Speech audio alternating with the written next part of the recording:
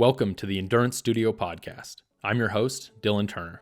I'm an avid ultra-endurance cyclist, bikepacker, and runner, and I'm on a journey to learn and share everything I can about how people can push beyond their limits.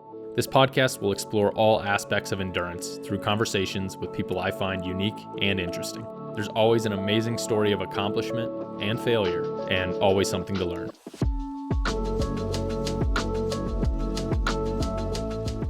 I run this podcast from an off-grid mobile studio I've created so I can travel to the guests and have authentic, in-person conversations because I believe in the importance and power of face-to-face conversations. Thank you for watching and listening. This episode is brought to you by Squirrel's Nut Butter. Who doesn't need a little extra lube in their life? They make adventure lube. It's the best in the business. I use the saddle butter for riding and the anti-chafe for ultra running. It's all natural ingredients, sustainable packaging, and it's locally manufactured here in Flagstaff, Arizona. And go check out episode number 4 with Chris Thornley. He's the owner and operator of Squirrel's Nut Butter. He's an amazing human, and he's got some really great stories on that podcast. So check him out. You can use my unique promo code, Endurance15, for 15% off any of their products online at squirrelsnutbutter.com, or you can click the link in the description and it will automatically be applied to your shopping cart. So please use that code. Go buy from them. Let them know that their support of this podcast is paying off for them, and spread that lube love. squirrelsnutbutter.com. This episode is brought to you by Embark Good Energy. If y'all have been following me for a while, you'll know that I have a thing for maple syrup, and I'm stoked to announce that I am now an ambassador for Embark Good Energy. They hail from the woods of Wisconsin's Driftless region, and they make amazing organic maple syrup. So I love adding this, what I call rocket fuel, into my bikepacking race mix. There's 3 flavors: salted maple energy, coffee maple energy with 72 milligrams of green tea caffeine, that's my favorite, and elderberry, which can be taken straight up or mixed with water. One 3 fluid ounce pouch has a lab verified 320 calories and 80 grams of carbs. And it's not that garbage maple syrup with high fructose corn syrup. This is 100% organic, great tasting maple syrup. You can use directly from the pack for quick energy, mix it with water for a hydration aid, or use it in camp cooking and even cocktail mixes. They're convenient resealable pouches, so you can have multiple uses while consuming it and avoid sticky messes. So use my unique promo code to get 20% off today. The code is EMBARK20, EMBARK20, for any products online at embarkmaple.com. Quick shout out to Brett Park for giving the super thanks. Thanks, Brett. Today's guest hails from the Driftless region of Wisconsin and is a maple syrup farmer. He's the co-founder of Embark Good Energy, and we're sitting here at the start of the Colorado Trail Race at Waterton Canyon, which we will both be racing and surviving this year as part of the Grand Depart. This will be his first bikepacking race, and he's definitely jumping into the deep end of the pool with the CTR. But hey, you only live once, so good for him. I'm super grateful that he's able to take some time to sit with me today with all the chaos that is usually going on at the beginning of these kinds of races. So I'd like to welcome to the podcast, Eric Weninger. Eric, welcome. Thank you, Dylan. You made it to the start line. Yeah. I mean, it's like, it's crazy because now it's real and it's happening and you can't turn back, can you? No. I mean, you could, but you're really in it now, especially with your drive. Yeah. So how long did that take? Wisconsin, right? Yeah. I'm not sure because I left a while ago to come out, and I had just bike parts in my van, stopped at a friend, Corey Kronzer. Yep. Stopped at a shop he works at and assembled a bike on the way out here. And so we were up the first night till about midnight and then finished it the second day around sometime in the early afternoon. So didn't actually get a first ride in my bike until I got out here like 2 days after I left. So man, that would give a lot of people anxiety. You know, it doesn't because, you know, when my old bike was cracked, like having a bike that I could feel confident in, and then like having someone like Corey, a professional mechanic, actually help look at things and be like, oh, you should probably repack those bearings, or help with like tensioning things and stuff, felt really good. So does he live like near you? He's from Wisconsin as well. Yep, he's from Wisconsin. He's about an hour and a half, I would say, from our farm where we live. So cool. Yeah, shout out Corey. Hooray, Corey. He's awesome. Yeah, he was the our common link here, because Corey turned me on to Embark Maple Energy syrup. Do you call it is it Embark Good Energy or Embark? We say Maple? Good Energy from the woods of Wisconsin is just kind of like who we are, what we do, but then our product is Maple Energy. So Embark is the company. It's just my wife and I, and Maple Energy is the product. Cool. And so Good Energy is like your tagline, kind of. Yeah. Yep. Got it. Yep. Cool. And just what we try to embody when we're out there. Right. So. Well, you do a good job at that. That it's something just more than just a product. It's just like. Yeah. Totally. And so, Corey turned me on to it in Pinions and Pines. He was just like hammering the pouches. Yeah. And then at the finish line, we hung out for like an hour, because I, sat for a couple days at the finish line and kind of cheered everybody in. That's awesome. And Corey stuck around for one of those days. And so we just hung out for like 8 hours. And he's like, you got to try this stuff, dude. And I'm like, there's like Instagram clips of me like chugging maple syrup at resupplies. And it's usually like the nasty stuff I can find at like a kind of like a camping corner store type deal that's like all full of like horrible corn syrup, and well, then that's not maple syrup. Yeah, that would be table syrup or something like that. Yeah, but it's sugar. Yeah. Yep. It's definitely not as good as like your product, for sure. Like I can tell a difference, absolutely. But at the time, it was like what I needed. And this was like Pinions and Pines 500. So that was the second longest race I've done. So I would say like a step down from the difficulty of what I'm expecting on CTR, but equal in distance and a little less elevation. Yeah. A lot more like road climbs and stuff. And I was thinking back to like my 4th and 5th day, because I do a lot of like 2 to 3 day stuff, or even like 24 to 30 hour events. And those are just so different. Approachable ones, right? Yeah. I mean, you don't need for me, I've surpassed the point where I need to bring a sleep kit on those. Yeah. Right. Yep. And I know I can push through in 30 hours. Yep. The CTR is just such a different mindset for there's only a few very, very, very small pool of people who can push through it without a sleep kit, or with like a most minimalist sleep kit. Right. Yeah. I don't know how that's done. I've heard two sides of the story, like that.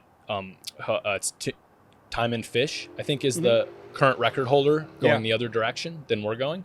And he basically just kind of like lays down for a few hours at a time. Right. So super light setup. Yep.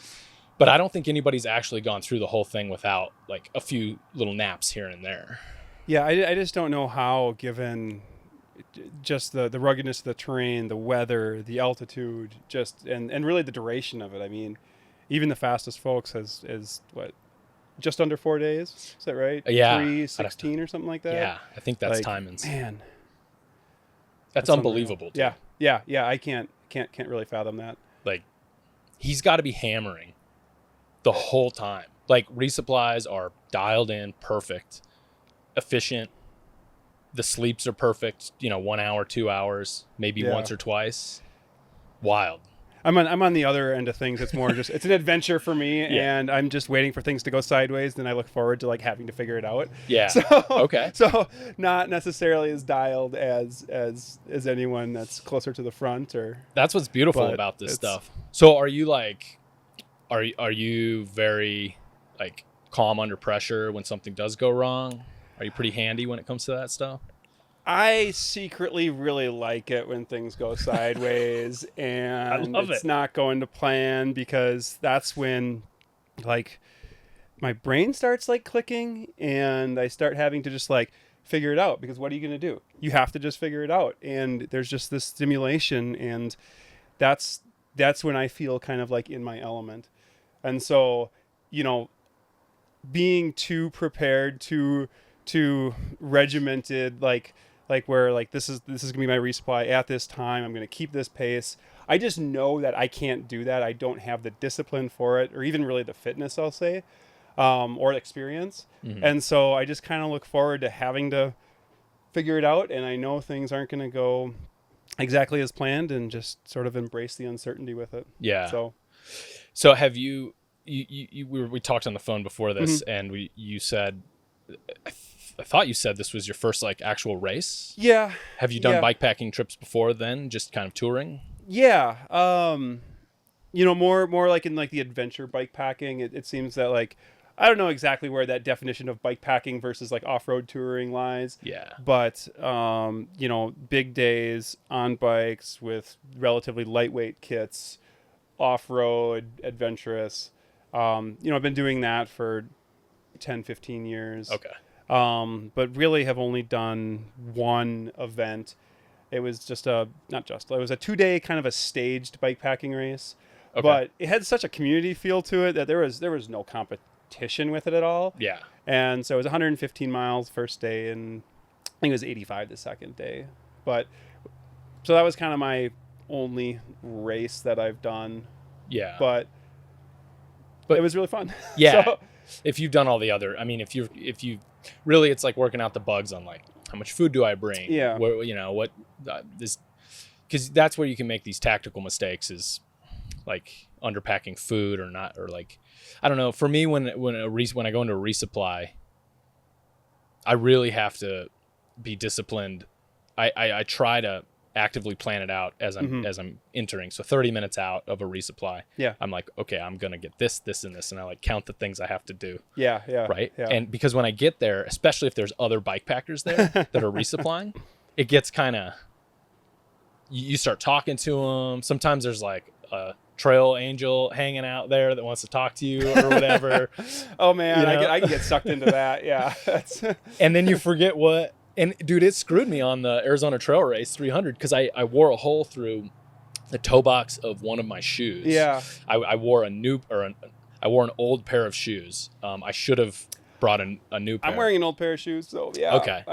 Are you wearing those to ride on flats? The only pair of shoes I own. So I think, but those are like trail running shoes. Those are ultras, so they probably have decent sole on them. Like they're made a little more. I was on SPDs, sure, and they were Adidas Trail Cross. Okay. And so with the SPDs, there's that carbon plate that runs in the bottom. Yeah. And what happens is that comes out to the point here, and I have a tendency to I always wear holes in the left side of my toe box on like the majority of my shoes. That wears more. Yep. And it wore especially there because that carbon plate kind of created a wear point. Yeah, right on the edge of it. Right on the edge of the toe. Yeah, that makes sense. And so, I don't know, half a day before Mount Lemmon, which is a decent resupply, and I probably could have fixed it there. That's where I wore the hole through, and I was like, I'm going to go to Mount Lemmon and I'm going to fix this. And then I got there, and I don't know, I was just like talking to people and focusing on resupply, and then I got halfway down the backside of Mount Lemmon, and I was like, I didn't fix my shoe. Like, how are you going to fix it?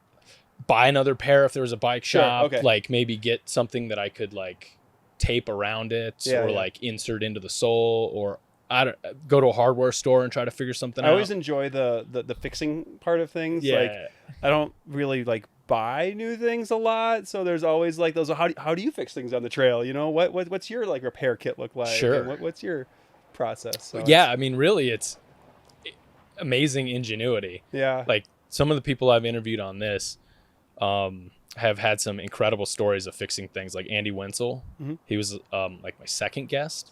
He won the Arizona he took second in the Arizona Trail Race 800. He was very close to winning it. And he broke off his brake lever, like somewhere in the middle of nowhere, and had no brake lever for a very, very, very long time. And he ended up fixing it with a plastic fork that he taped on to the end. Yeah, make a splint. Yeah. I've seen people do, I think maybe Kristen Tonsinger, who's out of Colorado, very talented bike pack racer. She has used zip ties and tire lever. Oh, sure. Yeah, that's good. Right? Because it's kind of shaped the same. I love that like kind of multi-use angle of things in bike packing. And like when I'm setting up my kit, it's just trying to draw on like, well, what else can I use this for? Like one of my personal flaws is just like, I look at something and I just was like, oh, it's going to break like this. It's going to fail like this. But then like in bike packing, that can actually be kind of an asset because it's like, well, if this is going to break, how am I going to fix it? And then if that doesn't work, how am I going to fix it? So just having like these multiple backup plans with a really tight, efficient kit. So you're not just bringing extra levers or extra free hubs or something like that, figuring out just ways to deal with stuff on the trail. Yeah. Having a plan A, B, and C in your head. That's definitely an asset for sure. Do you ever get like wound up about it? Like, you said earlier, you overthink things sometimes. For sure. Does it like have a negative side to it? Absolutely. Like I can get like, I think it's called like analysis paralysis sometimes, where it's just like, I don't know what to do. And one thing I had to do for this trip was, there's a lot of those floating anxieties, and it's just like, just make a list of the things that you can identify right away that are causing you anxiety. Now, which ones can you just do something about right away and just cross them off? So, that's like simple things sometimes, like, all right, I'll take my wheel apart. It's got a Shimano hub. It's a stock wheel set off a Kona unit that I'm using.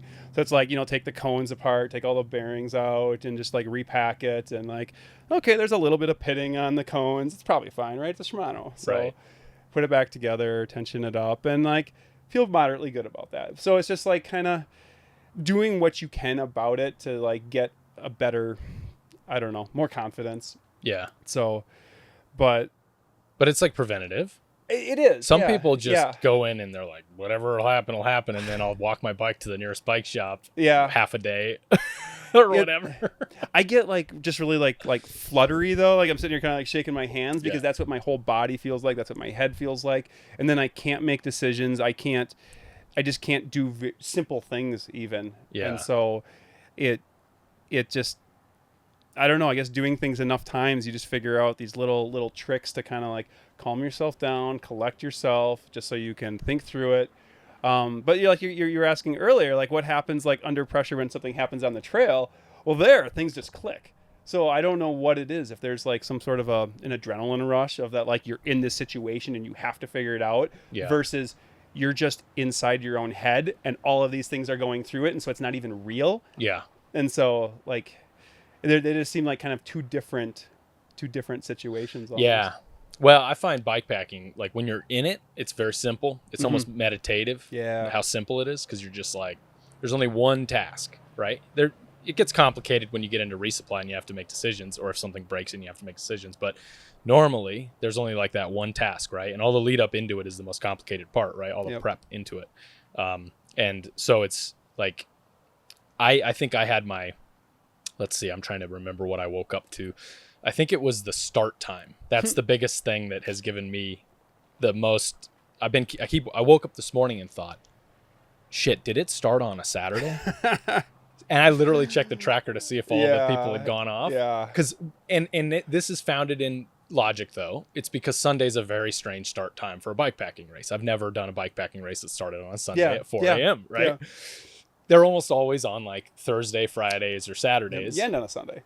Or, the majority of them. They're built so that people take a couple days off work at the front end and then can be done by like Sunday or Monday and only have to do a couple days off of work, right? But this one's so long that doesn't you're really just committed, right? However long it for takes. the whole week, right? So I get it, but that's the only thing that I keep waking up and being like, actually, sorry, there is one other thing. It's my hands. I had a last minute like, are my hands gonna freeze on this thing? Yeah. In the rain, cold, and like, did I think that through all the way?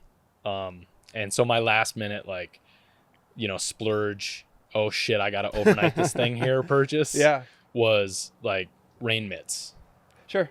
Because I texted Matt Annabelle and said, what do you do? Because he's very familiar with this course and this type of terrain. I said, what do you do with your hands? And he's like, I bring a pair of riding gloves, like a secondary warmer pair of gloves, and then like rain mitts that go over. Wow. I'm under prepped there. That's what me too. I thought that too. So I didn't do the like warmer gloves. Yep. Because I think I have pretty good blood flow and my hands and feet stay relatively warmer compared to other people. But I did do the rain mitts because I was like, I don't really. So I have nitrile gloves. Okay.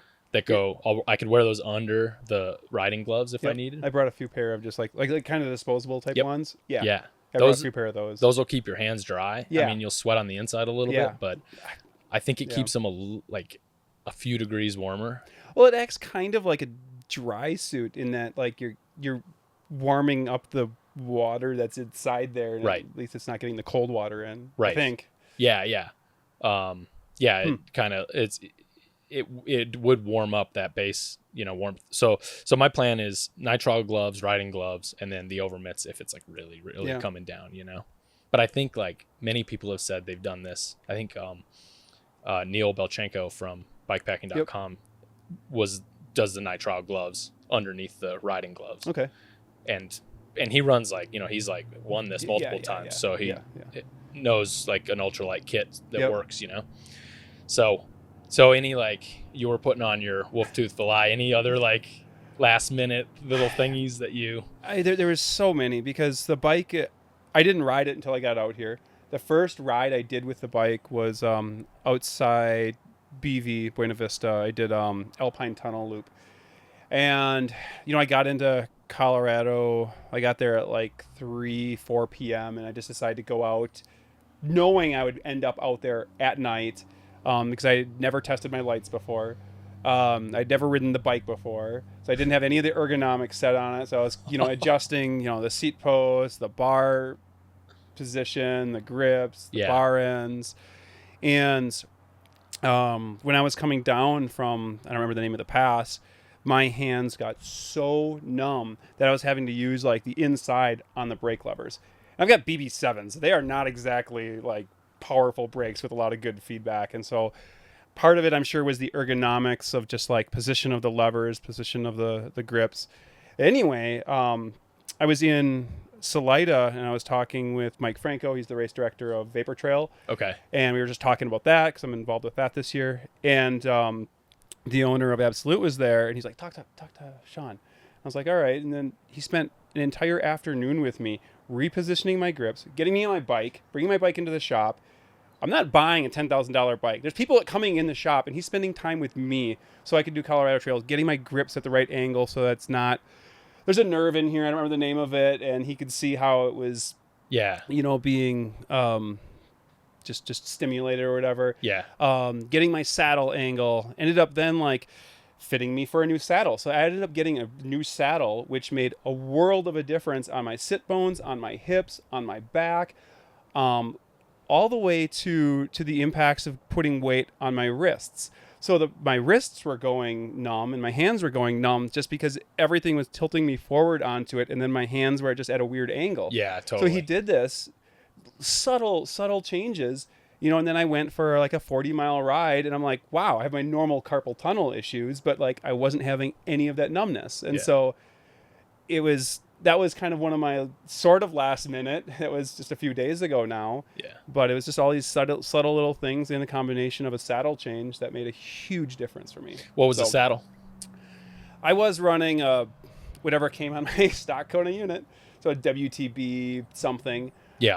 It's a really soft saddle, and it was too narrow for me. Or something. Yeah. I think volts they put on those. Yep. I think a volt 135, I'm guessing. Yeah. And ended up getting, I tried, 3 or 4 different saddles there and had me ride around, town with it for like 10, 15 minutes, come back. Some kind of a specialized, I couldn't even tell you. Yeah. I didn't even look at the packaging. It was just all based on Was it the same width? No, it was 20 millimeters wider. Okay. So I think it was a 155. Mm-hmm. And I could just feel it. There was very little padding on this seat. So initially, like, you feel like the pressure on your, I don't know what the name of the bones are, your seat bones or sit bones on your sit bones. There's the technical name starts with a P, I think. Yeah, and it was amazing going into their fit room and having Sean, like, he's got the model of the hips with the spine and talking about the alignment of everything and angles, and it just kind of blew me away that he was spending all this time with me, and I ended up just buying a saddle. Yeah. And it was just like, wow, like, thank you. Yeah. But that's awesome. So shout out. Yeah. Totally. Yeah. You're going to be hiking the whole time though, so you're not going to use it much. I know, right? Yeah. But we were going to be hiking. In a sense, it's hiking up and then it's... Yeah, I'm kidding, but there's going to be a lot of hiking. Yeah. But that was huge for me. Cool. Because that was one of my biggest new worries once I got out here and rode the new to me bike was how my hands, like, they're going numb. Like, I'm just going to go as far as I can. And the goal is still Durango, but I might just have to stop a lot and just let my hands kind of So feeling back. How do you? What's your seat tilt like? Do you have it tilted back, forward, or flat? On this one, it's pretty flat. Yeah. I mean, you're talking like tenths of a degree from being flat. Yeah. I couldn't tell you if it was forward or back. I think it was fairly flat, within 0.2 of a degree anyway. Which I'm not going to notice. But it was a different saddle shape than what I had. It was a lot firmer, and then a little bit about 20 millimeters wider, and made a huge difference for me. Yeah. I'm surprised. I think that's the one thing that I wish somebody would have told me earlier on is get your sit bones checked. Yeah. Right. I was amazed. Go to a professional. Yeah. Like if you there are do-it-yourself methods, where you can do it at home. I've described it on this podcast a few times, but it's that the thing is if you're only going out for like 50-mile rides and under, you don't really feel it as much. Mm-hmm. You can kind of get by with like the wrong width of seat. Yeah. It's when you get 70, 80, 100 miles plus on a day that you really start to sort out whether or not you have the right chamois shorts and sit bone width on your seat, And before that, I was running a Brooks C17, and I liked it for, if I'm doing single day, 40, 50, 60-mile rides, it was fine. But it was getting into back-to-back days. It just had pressure points. It just didn't fit. And I didn't exactly know why. Yeah. And so that's why I went back to the WTB, because like, all right, yeah, it's not great either, but at least I wasn't getting these like burning hot spots with it. So right. Let the motorcycles pass. Yeah. We're at the trailhead. This is as I say, we're there. The glory of the mobile studio, right? Yeah. Saddle's a big one. So do you do any kind of saddle butter, or are you nothing? No chamois. I mean, this is it right here. Yeah, you're wearing your kit. Suit, and then I wear just some cheap wool underpants, and that's about it. Yeah. So give me the background on the Fox, Eric the Fox. Yeah. I don't even know where it began, but our logo is a fox for Embark. We see them in our woods we are maple syrup farmers full time in Wisconsin, and we see them out there. They're playful, they're clever, and they're mischievous, and so they're just like really fun animals to have around. Yeah. And there's also a quote from a Wendell Berry poem that has foxes in it. But I think it was just a local parade. It was like, what are we going to do for our local parade? And I knew I was going to be riding my bike with our local bike shop, Blue Dog Cycles, and also having like something with Embark. And it just happened to have some long underwear from when I was 12. I actually got it when I turned 12, when I passed hunter safety. Because that's what you do in Wisconsin. Okay. And like rifle hunting, shotgun hunting courses. Yeah, I mean, mostly deer hunting is what, like, and turkey hunting and small game. Yeah. Just grew up pretty rural, kind of rurally in Wisconsin. Yeah. Not remote, like you kind of go out west, but so just like long underwear was just something that like made sense, but it's also kind of funny because you don't see it that much anymore, especially the red Union suit, but I had it, and it was, it fit in our marketing budget. So my wife, Bree, made me a tail, a bib, and ears. Yeah. And then I volunteer a lot at aid stations and checkpoints at ultras and gravel races and stuff. And I don't know, just thought it'd be fun to wear the suit. And now I don't leave home without it. Yeah. It's amazing. But how did you get into maple syrup farming? Is this like a generational thing? What was the genesis of this? Yeah, not at all generational. It was, so in a past life, I was a mechanical engineer. I went to school for engineering. I loved the problem solving side of it. There was like an intellectual stimulation with it. Got into CO2 and emissions reduction. So I was working for Harley Davidson. I was really into motorcycles and just like adventuring on motorcycles. But right when I took that job, even beforehand, I knew I could not be at a computer, at a formal job, and I just didn't know what to do. Like I was almost kind of like paralyzed because like I was coming out of school, I had student loans, so I accepted the job and took it, but I was trying to figure out from that, even before the first day, of like, what am I going to do? Like I need to be outside, I need to be working, I need to be doing something with more purpose. And it just took a couple years. I was trying to, put together like loose plans to move to the woods, to start a farm, just to work outside and feel good about what I was doing. I mean, I in some regards, I guess I should have felt good about doing CO2 and emissions reduction, but I don't know. I just didn't see the point because they're big motorcycles, and I don't know. Just didn't click with me. Did it feel contradictory? Yeah, very much so. Because it's Yeah. like, here's like a $60,000 motorcycle, and okay, I'm reducing the emissions on it. Like, I don't. This isn't where I'm going to put my energy. Yeah. This isn't for me. Interesting. So, and it was in 2011. So it was a year after I had met Bree, and there was a maple woods for sale. And so just tried to put a little business plan together because we couldn't afford to buy, a chunk of woods outright. And so put a plan together to start maple syruping it. We were able to get a loan for it and then started maple syruping. And then a few years later, Bree quit her job.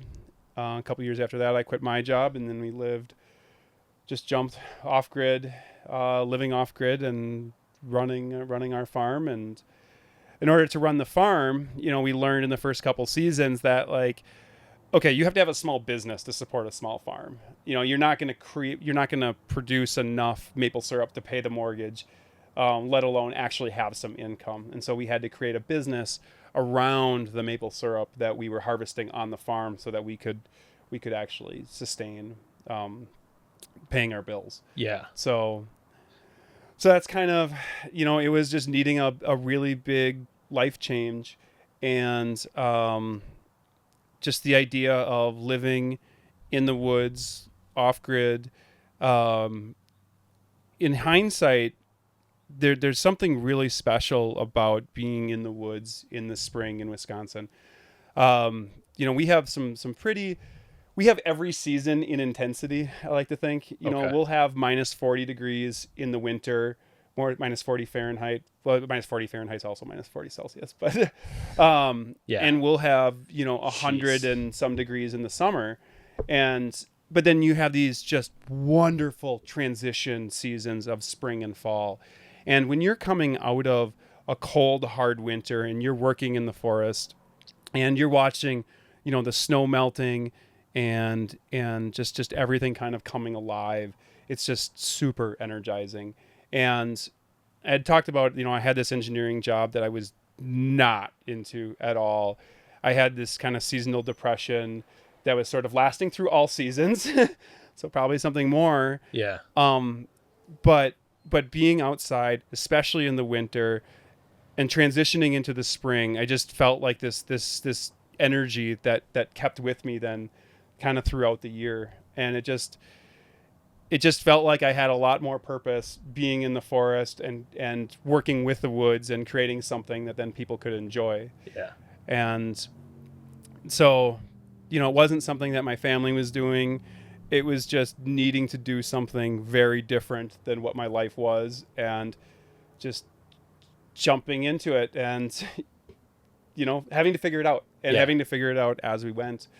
And so, And so how many years ago was that? Did you start that? 2011 is when we Okay. started the farm. Kind of interesting. So 2007 is when I got out of school and took my first job, and then or engineering job anyway. Yeah. 2008 is when I started getting into endurance mountain bike racing, and that was when, like, just the whole endurance community, like, I really opened my eyes up to, like, oh wow, people are coming out here, and it's not just about like the physical side of it. And there's a race, it was called 24 Hours of 9 Mile. Now it's called the Wausau 24. And what I still really like about that race is that you can do everything from like a 24-hour single speed solo category to like a 6-person 6-hour team. Okay. So it's super approachable for people to get introduced to this like super supportive, positive, just like inspiring endurance community. And so I had interacted with that community, when I was like, I really don't like where I'm going in my life. And that's when I started learning about like endurance and nutrition, because like that's a big part of endurance, is just getting energy in so you have energy out. It's one of the pillars, I say, right? It's of endurance. one of the biggest ones. I mean, other than up here. Yeah, there's a few key pillars in endurance, right? Yep. It's mindset and being able to eat or take in energy in, energy out. I mean, that if you can't do that, it kind of all falls apart, right? Yeah. And there's multiple forms of that energy, like we say, the good energy. But so I was just learning about like the nutrition side of things, and at that time it was just like, well, you have to eat gels, right? Because that's what you do when you're an athlete or something. Right. And we kind of got duped on that one. Yeah. Like a decade or two ago. Yeah. Yep. A little bit. Because that's just like, I was just looking around and that's what people were doing. They were taping 3 gels to their top tube, and it's just like, oh, okay, 300 calories an hour. I'm going to have 3 of these gels an hour. Right. Well, that didn't last very long, where it's just like, okay, that got to do something different there. Couldn't stomach them. And so started looking at what my body needed and just comparing like kind of real food out there. And then it was actually sitting in one of my test labs at work where I was like, what about maple syrup? Then, let's research it. And it's like, oh, wow, you've got manganese, magnesium, riboflavin or B6. You've got potassium. You're just missing sea salt.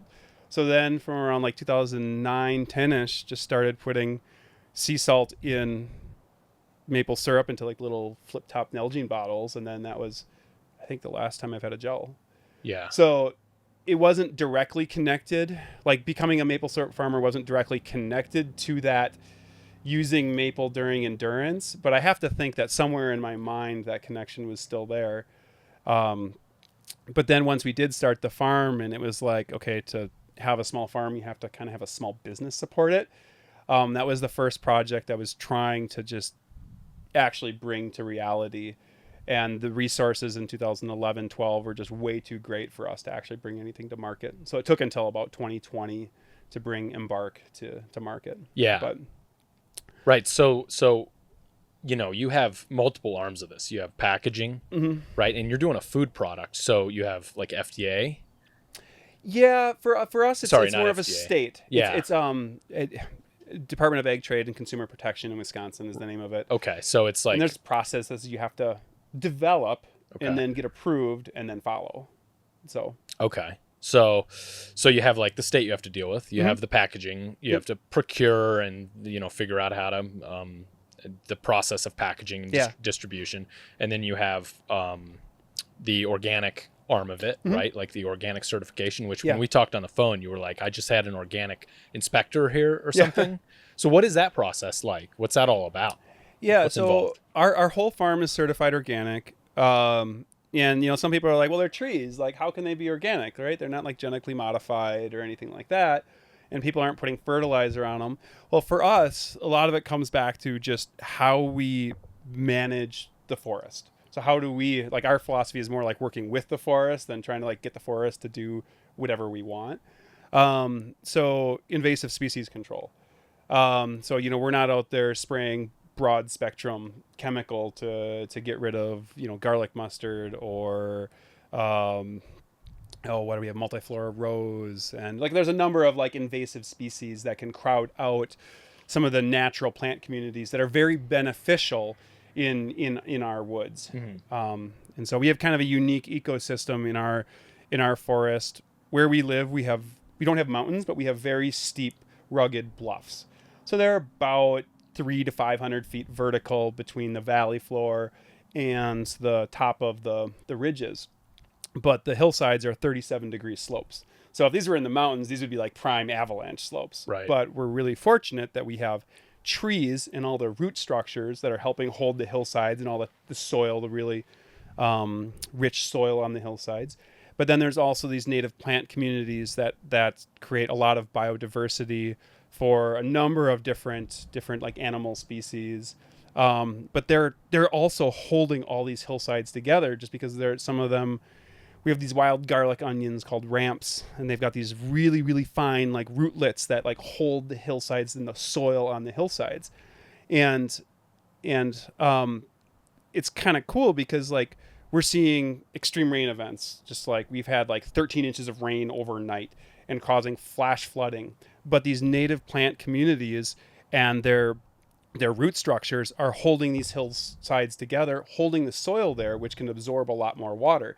So for us, like by managing our woods to these organic standards, by having these invasive species plans that allow the native plant communities to really thrive and do what they've done for millennia, it's helping kind of alleviate some of these impacts of basically climate change.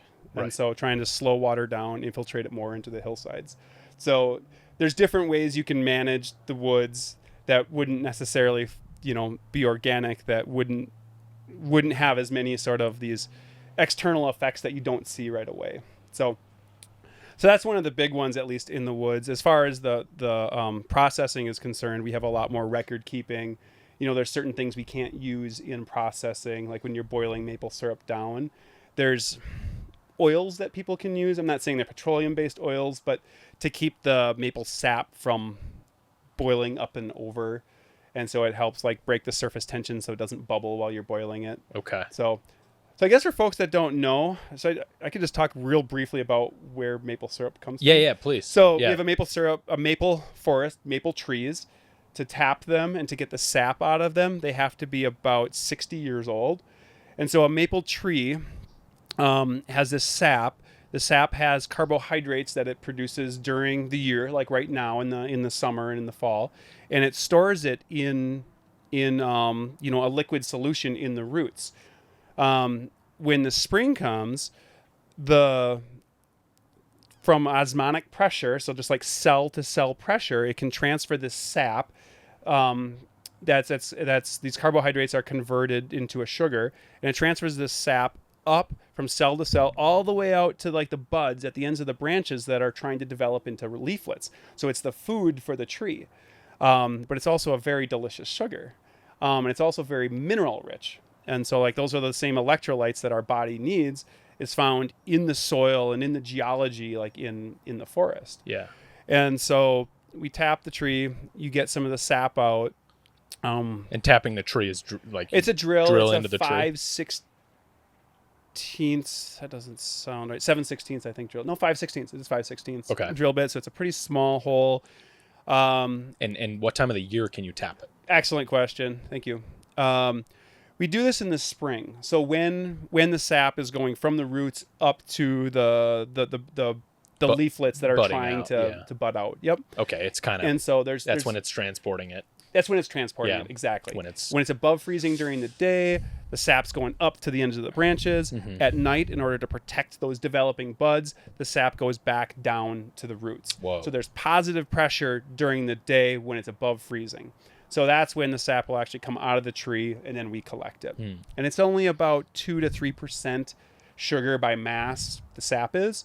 Maple syrup, to be shelf stable, so that certain pathogens can't survive in it, it has to be 66.7% sugar. So you essentially concentrate it down by boiling off water. Okay. So there, everybody thinks of like a sugar house and there's steam coming off it, and that's the water essentially being boiled off of it. Yeah. So to concentrate it down. This is like the most being from Arizona, this is the most foreign thing you're describing. I kind of forget that sometimes. Yeah, and most of I have listeners from everywhere, but I think a lot are like in and around the Arizona area. So this is like super fascinating stuff. Yeah. So after you tap it, is it like mm-hmm. Does it drip out slowly? How long does that take to fill? Are there containers? What's that process look like? It drips out pretty slowly. Like when you're in the middle of the season and you're tapping a tree, as you're tapping the tree and then you pound in this little tap, you'll get sprayed with sap while you're hammering the tap in. And the tap is just, think of it like a little hollow tube, so that when you drill the hole, you're going into the just past the cambium layer. That's one of the outer layers, and that's where the sap sort of transfer happens. Yeah. And so then that sap can fill up this tube and then drip out. And we have actually these tubes that connect all of our trees together so the sap can just flow downhill. So we don't have buckets. That's kind of like one of those, people often think of like buckets hanging on trees. Yeah. But that's not how most maple sap is collected. Yeah, it's aggregated and Yeah, so it's tubes connecting trees together. It's kind of all flows downhill for us to one spot, one tank where we can then pump it to our sugar house and boil off the water. Okay. But so how many trees are on your farm? About 4,500 maple trees, so 4,500 maple trees. Wow. Our farm is, in our county, it's an average-sized farm. So it's 184 acres is our farm. So it's about a half mile by a half mile. And you can think of like a half mile by half mile square with a giant valley that goes in between it. And were these trees planted strategically 30 years ago plus? Not are at they all naturally existing? Yep. Okay. And we're kind of in a unique spot in Wisconsin where we have these really steep hills. We have these limestone bluffs, and there's a lot of cold water trout streams there. And so it's an environment that has more moisture, and maples really thrive in environments that have more moisture like that. So, you have these really steep hillsides. They've got the maple trees on them. Historically, and I'll say post-colonial historically, our maple forest wasn't ever tapped because the hillsides were so steep that you couldn't collect sap from buckets. But if you were to look back I don't want to call it pre-settlement, let's say. Yeah. In our area, it would have been the Ho-Chunk people that would have gone into the woods and worked with the forest and harvested the sap. And so we're really learning from millennia of people who have gone to the forest and worked with it to get, to sort of share what the forest has. Totally. And so it's not something that has been discovered in the last 150 years or anything like that. This is something that has been done since the beginning of time. Yeah, by the indigenous people in the area, right? Yeah. And I mean, there's some crossover there to First Nations tribes, right, from Canada. We're all in the same kind of zone there. Yeah, there's a maple belt, you can call it, and I know from basically where we are east into Quebec, down as far south as Ohio. Indigenous people have been collecting maple sap for a long time. And I'm sorry, go ahead. I was going to say, it's actually one of the historical methods. I just think it's super ingenious. And so I just want to bring that up because instead of having maple taps, what was first done was a gash would be made in the tree in order to make a cut beneath that cambium layer so the sap would drip out. And then it would drip out into a hollowed out log. Taps were made out of pithy sticks. So sumac is one of them. That pithy meaning that it's hollow in the middle. Okay. And so you could cut a piece of sumac stick and put it into this gash, and then you could direct the sap dropping out into a hollowed out log. Maple sap flows, when it's warmer during the day, and there's that positive pressure to bring the sap all the way up to the branches. And then freezing at night. So when it freezes at night, an ice layer would be on top of this hollowed out log that has the sap in it. So you're essentially freeze concentrating it. You can lift that ice out the next day, and now you've concentrated it down. And when you do that through the season, you're getting more and more sap. And with those freezes, you're lifting that ice out, and you're concentrating it every single time. Then there would be a fire with hot rocks in it. Those hot rocks would be dropped into this freeze concentrated maple sap, and the sugars would crystallize on the outside of the rocks, essentially making like a maple rock candy. Yeah. What is really to me ingenious about that is you didn't have glass containers to put maple syrup in to transport it around. So you had this rock candy that was shelf stable that could be transported in whatever, Yeah. but also traded year round. And so it was So just slightly, cool. it's just like that. That's just brilliant to Yeah, me. and like the interesting thing about that is there are all these things from, you know, ancient and indigenous people that there's these methods, and you think like, did somebody think of that, or did that just kind of happen out of utilitarianism, right? Like did they were solving the immediate problem, and then over time Yeah. they created these different methods like that. So instead of like boiling it, they would Mm-hmm. concentrate it by freezing it. Yeah. Right. Yep. And now And we that's just what boil it. nature was doing. That's Right. what, and it's just And so were there a whole bunch so of elegant. Yeah, and it had to have influenced the types of food that they made and created out of this product, right? Because if this was like a base product, like did they always just eat it straight up? Or I really don't know. were there like different meals that had, you know, that always included maple syrup as a byproduct or the sugar? Sugar, yeah. Yep. Yeah, Yep. I wonder about that. Back to the trees and the Yeah. scarring of the trees. Is there, you know, is it harmful to the tree? Is there like a rotation you have to do when you're tapping these trees? Good question. We have, some standards that we use, like the trees have to be a certain size before we tap them, just to make sure that the amount of sap that we're collecting from the tree isn't going to affect its just ability to grow. Right. And so that's why I mentioned they have to be about 60 years old, 40 to 60 years old before you can start tapping them. The moment you drill a hole in the maple tree, it's kind of a race, because there's natural bacteria and yeasts that are just alive in the environment. And there's a bacteria that's resident that is very beneficial to the maple tree, because it's trying to heal that hole that you drilled. Yeah. And so if it's above freezing and you've got all of this sugar there, like that bacteria is very active and alive, and it's healing that tree from the moment you made that drill. Yeah. And so it's kind of a race of like, is that tree going to heal, and is that bacteria going to consume the sugars before like the season is done? I've noticed that it's kind of, because you can just taste a difference in the sap when you're collecting it. Huh. And so, and like there's like these wild yeasts, and you can kind of start like just sensing it and smelling it, and it's just what's out there in the forest, and like it's different everywhere what's exactly resident. But the trees heal themselves, and you don't want to be putting a tap on top of an old tap hole. So you try to space it away. We use things like the size of your hand, so you just move from one year to the next. You put your hand up there, and you kind of just space it away about 4 to 6 inches. And you do kind of a diamond pattern going around the tree, all the way around the tree. Okay. And by the time you get around these trees that are, 16 inches in diameter, you're a couple decades in. So it's hard to even find where those old taps were anymore. Okay. So that's the rotation. Yeah. Basically. Yep. Like, yeah, because it seems like the amount of syrup that it's producing to put out to the buds, I don't know, it seems like what percentage do you think you're taking of the total that's being produced in the tree?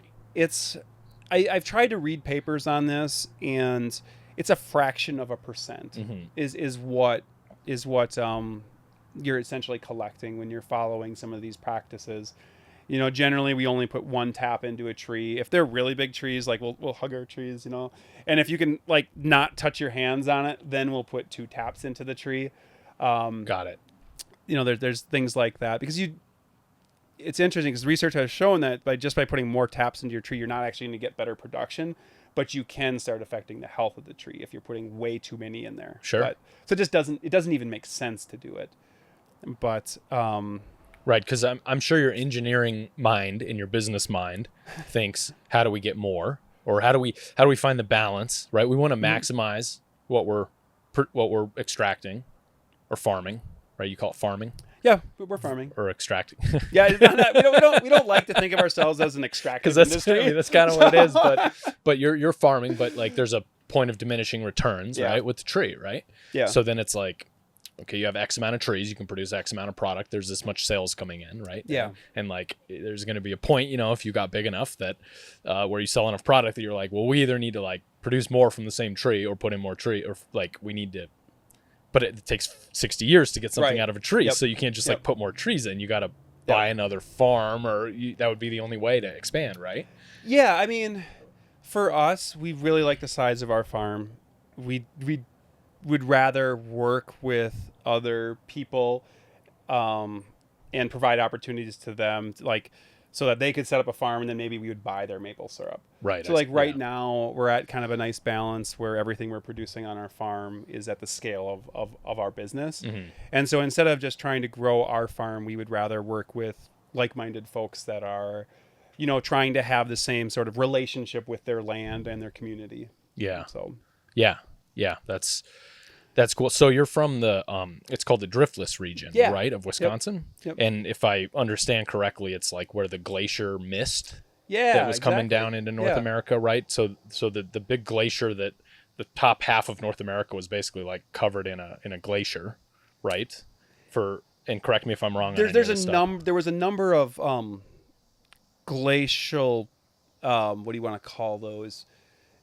Not actions, but like events. Yeah. So I don't know if it was like 5 of them or 7 of major glacial events that happened, and at least the last one or ones missed the Driftless area, which is the west. There's like a vertical channel looking thing of Wisconsin. Yeah. And then everything east of you is like just mowed over by this glacier, like flattened out, just nothing really there, right? But you're in an area that it missed, so there's mountains and trees and the bluffs, like you said, right? They're like mini mountains. When I've been to the Ozarks, I often just think about how like our home is like a mini Ozarks. It's so lush. It's rugged. It's, you know, there are not straight roads anywhere. You can see where the Norwegians tried to make straight roads, and they just didn't make sense. Like and they tried to farm that way too, and then it created a lot of erosion problems. But yeah, totally. I was impressed by, speaking of straight roads, I was impressed by the road from Grand Junction over to Denver, because I thought it was just like a straight highway. Yeah. Because I'd never driven this road before. On 70 or? Yeah, on the highway. And there's it's like in these tiny, following the Colorado, it's like highways stacked on top. And they're like, well, we can't fit 2 highways here side by side. So we're just going to like stack them on top. And it was an impressive highway. Yeah. I thought it was going to be like the first part of the drive, which was just flat, desolate, like from Moab. Yeah. It was like, I thought that was going to be it the whole way to Denver, but it was, going through the Rockies. Surprise. I don't know what I was thinking. Yeah. You're welcome to any of these drinks if you want to. I have a non-alcoholic beer in here if you want to.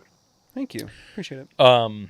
Yeah. So let's see. So did you say you grew up in Wisconsin?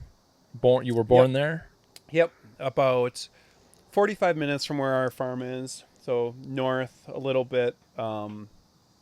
My grandparents had a small cabin, or built one pretty close to where our farm is now. And so that's kind of what drew me to that area, I think, for trying to start a farm. But also my wife grew up just across this big valley that's right near our farm. So like we can almost see her parents' farm from our place. Okay. So that probably had more of an influence. But And you went to college in Wisconsin? Yep, in Madison. Yeah. So lived in Madison for 7 years. Fantastic cycling town. Just everybody's outside doing things. There's good food, music, and so just sense of community there. Yeah. So how long does the winter last? The season in your area? I enjoy it, so I don't know. You love the winter. You're one of those guys. Oh, I love seasons. Yeah. I could never live somewhere without seasons. It's as I was talking about, like there's that energy coming from winter into spring that is just, it feels so good. It feels so good. Like I can't imagine a life now where I'm not outside in the woods during that transition. But generally, I start getting anxious in end of August that winter's almost here. Yeah, right. Just because, we live off grid on our small farm, and so there's just a lot of things you have to do to get ready for winter. Yep. And so, but generally by like end of November, early December is when you're below freezing consistently. And it used to be that, we would have snow in November, but we don't see that anymore. So our winter is getting shorter, just climate change. And then that also has an effect on our maple season. Our maple season is getting earlier and shorter every year as well. Okay. So even since we started, we've noticed just wild variability in maple production in our woods, as well as just like when things start. So my wife Bree, she grew up on a really small organic farm near us. She spent a lot of time outside, and so she, like, her whole life she's been paying attention to just what's happening, especially in the woods. And when certain flowers are blooming or certain plants are like popping up out of the ground. Phenology, I believe it's what it's called. Okay. And so there's like a calendar kind of like, that's not necessarily based on the Julian calendar. So like in May 1st, this happens. No, it's more like with time and temperature and plants do things based on sort of their own schedules based on what's happening in the environment. And that's just been changing so much in the past like 10 years in particular. But generally from end of November to end of March, April is kind of, end of March is our winter. Yeah. So it's cold about half the year. Okay. But and dark. Yeah, we're north quite a bit. So like the sun will be setting at 4:30, in December. Whoa.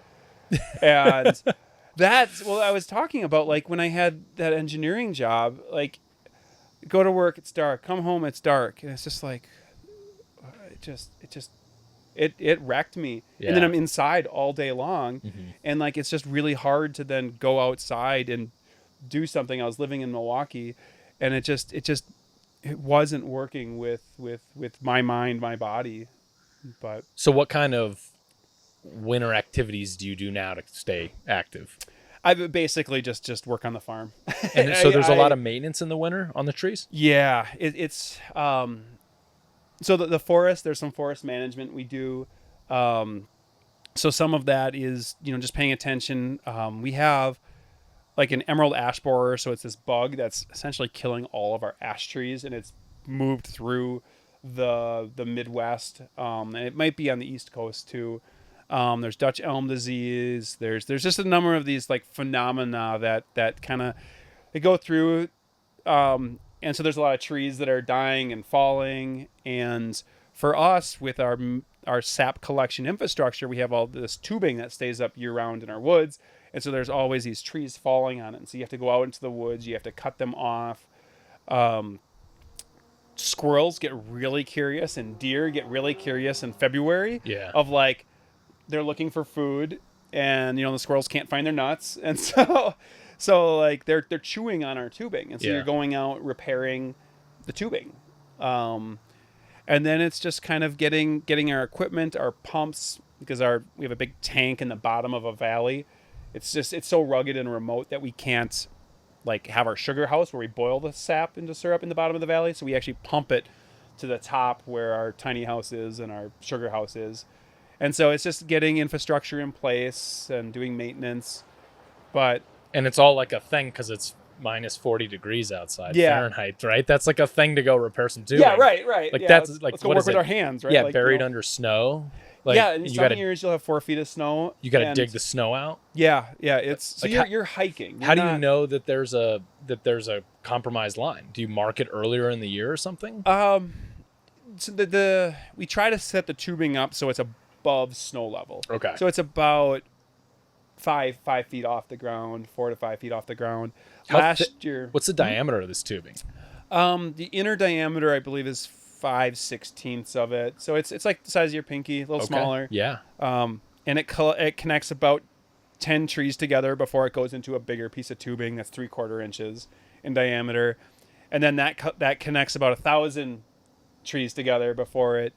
I'm sorry, I misspoke on that. A few hundred trees together before it goes into a piece of tubing that's even bigger. Mm-hmm. That's about an inch and a quarter in diameter. So you can kind of think of it like your circulation system, where I'm not going to pretend to know. I think there's the capillaries.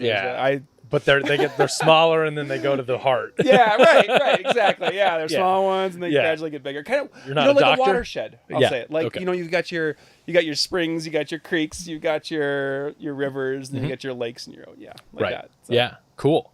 Yeah, that's a sounds like a task to go find and repair all that stuff. Yeah, and shout out to Corey. He worked in our woods. He put a ton of work into it. Yeah. Especially 2 years ago. This past winter, he did a winter ultra and nearly lost his thumb out at Fat Pursuit. So, so he wasn't working in the woods this winter. Whoa. But yeah.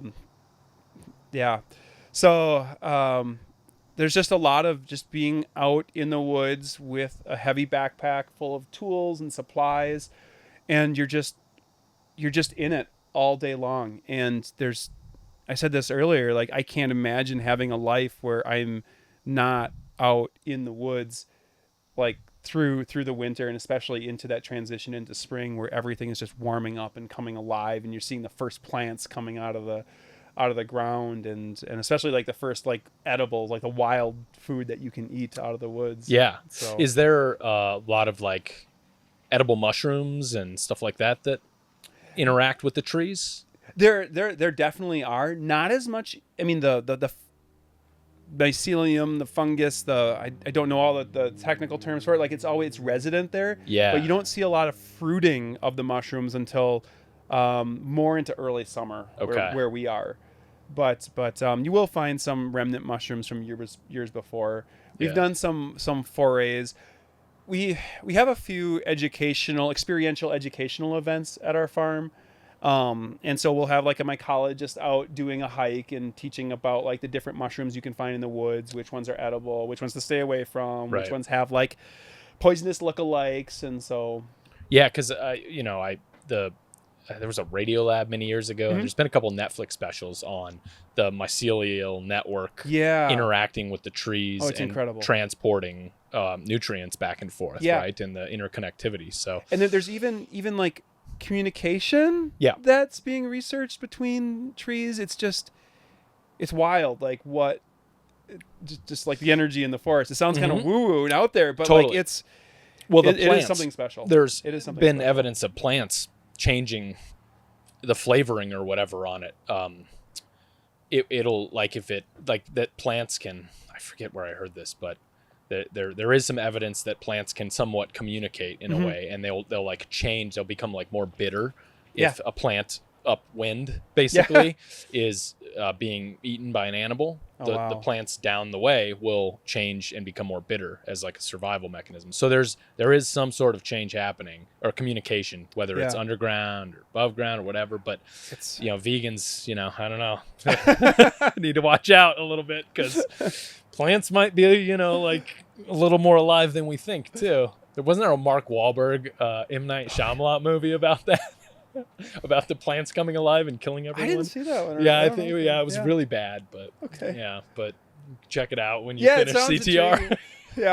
But anyway, I'm totally fascinated by that interconnectivity, underground superhighway of communication and mineral transport, and because they were studying it in the Pacific Northwest, because it's like unbelievable there. It's just like super highway underground, and I've always been very interested and fascinated by mushrooms and their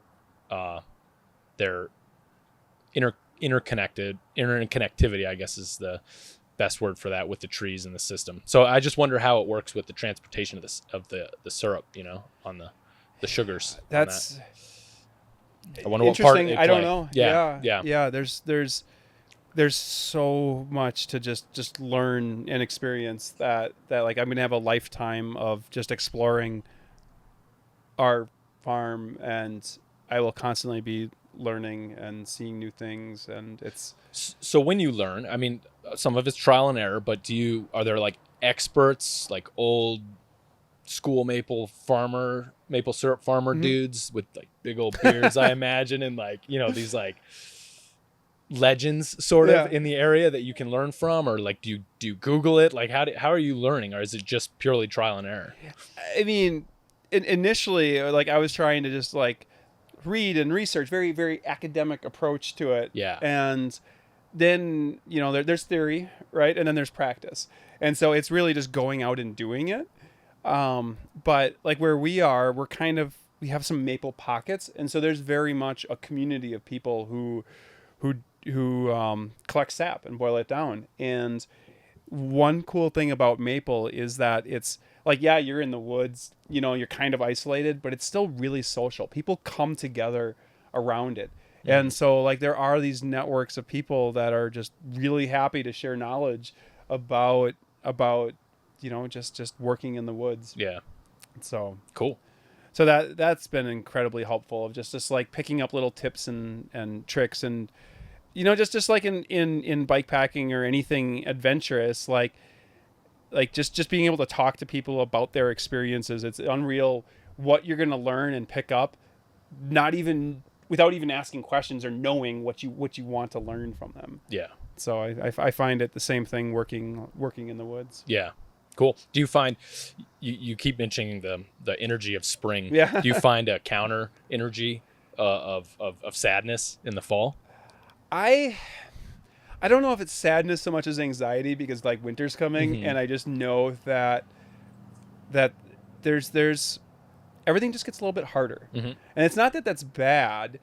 I really like winter and embrace it, but I just always going into winter, I always feel like I'm behind. And I think part of that is just we're just so busy doing events every single weekend, in the summer, still trying to run a small business with a toddler, that like when I'm getting into fall, it's just like there's just that anxiety there. And that wasn't always there. When I was a kid, I loved it. I looked forward to fall, the changing of seasons, because I knew it was going to get cold and I knew there was going to be snow and I was going to love it. Yeah.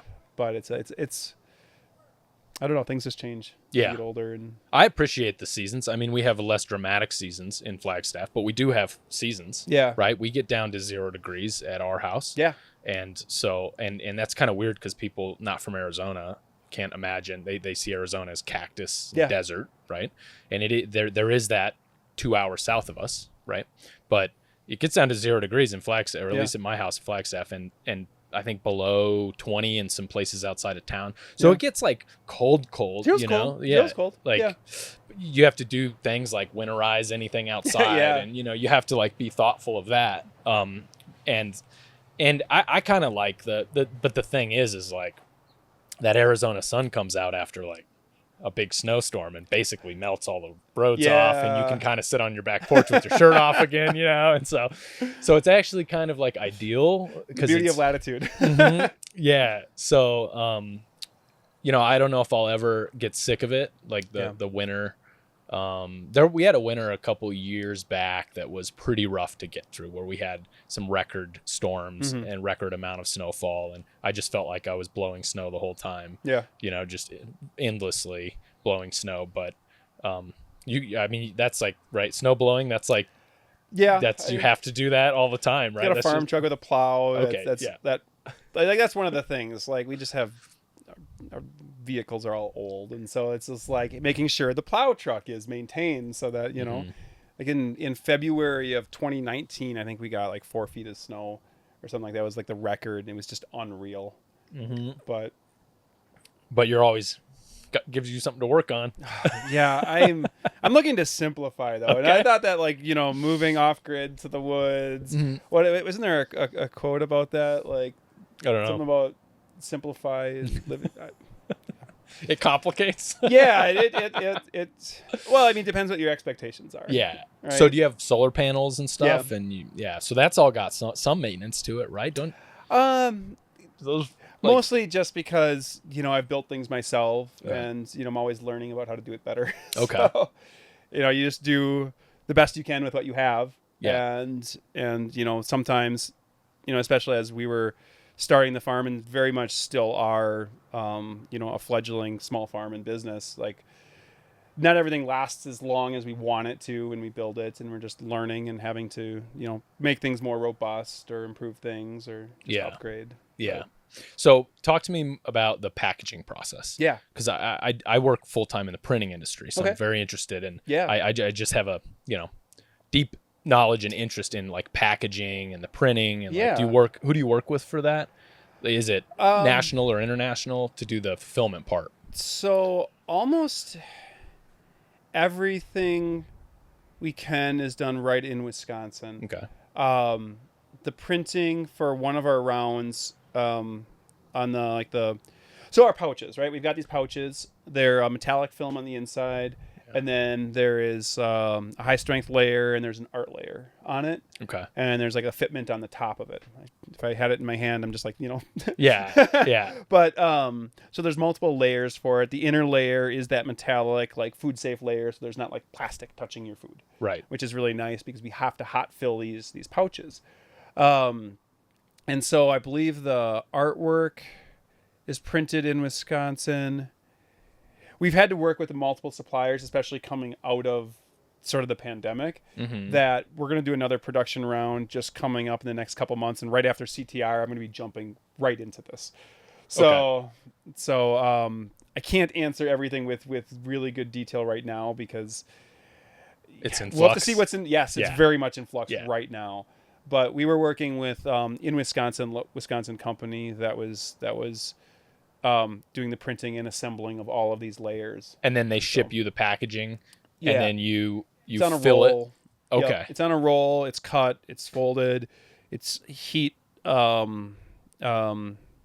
sealed around the edges. Yeah. It's filled, and then a fitment goes in, and then it's heat sealed. But you fill it at your facility? We're not doing the filling right now. Okay.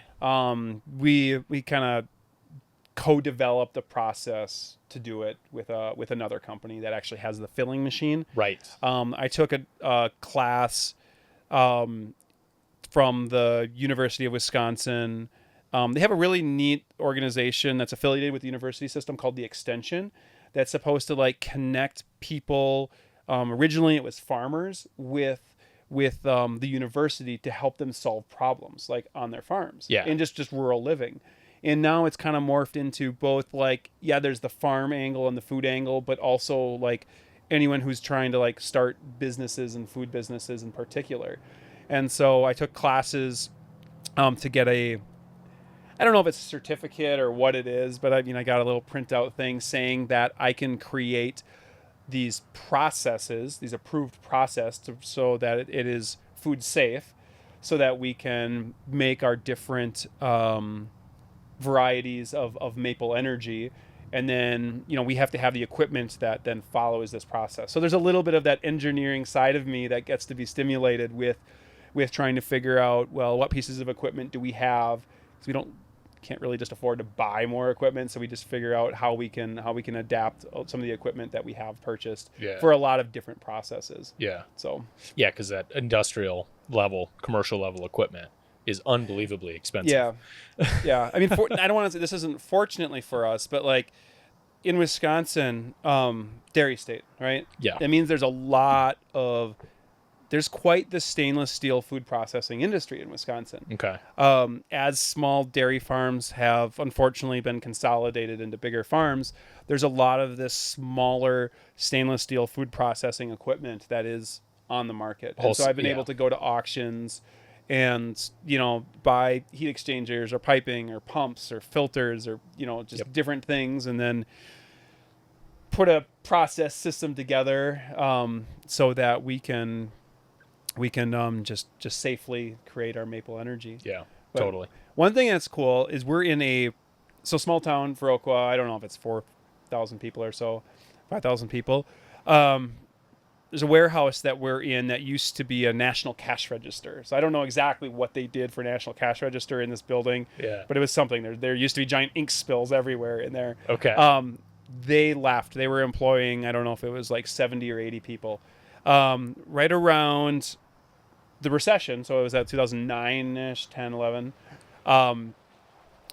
Someone, Sue Noble is her name, she decided she wanted to like create a food business incubator in this building.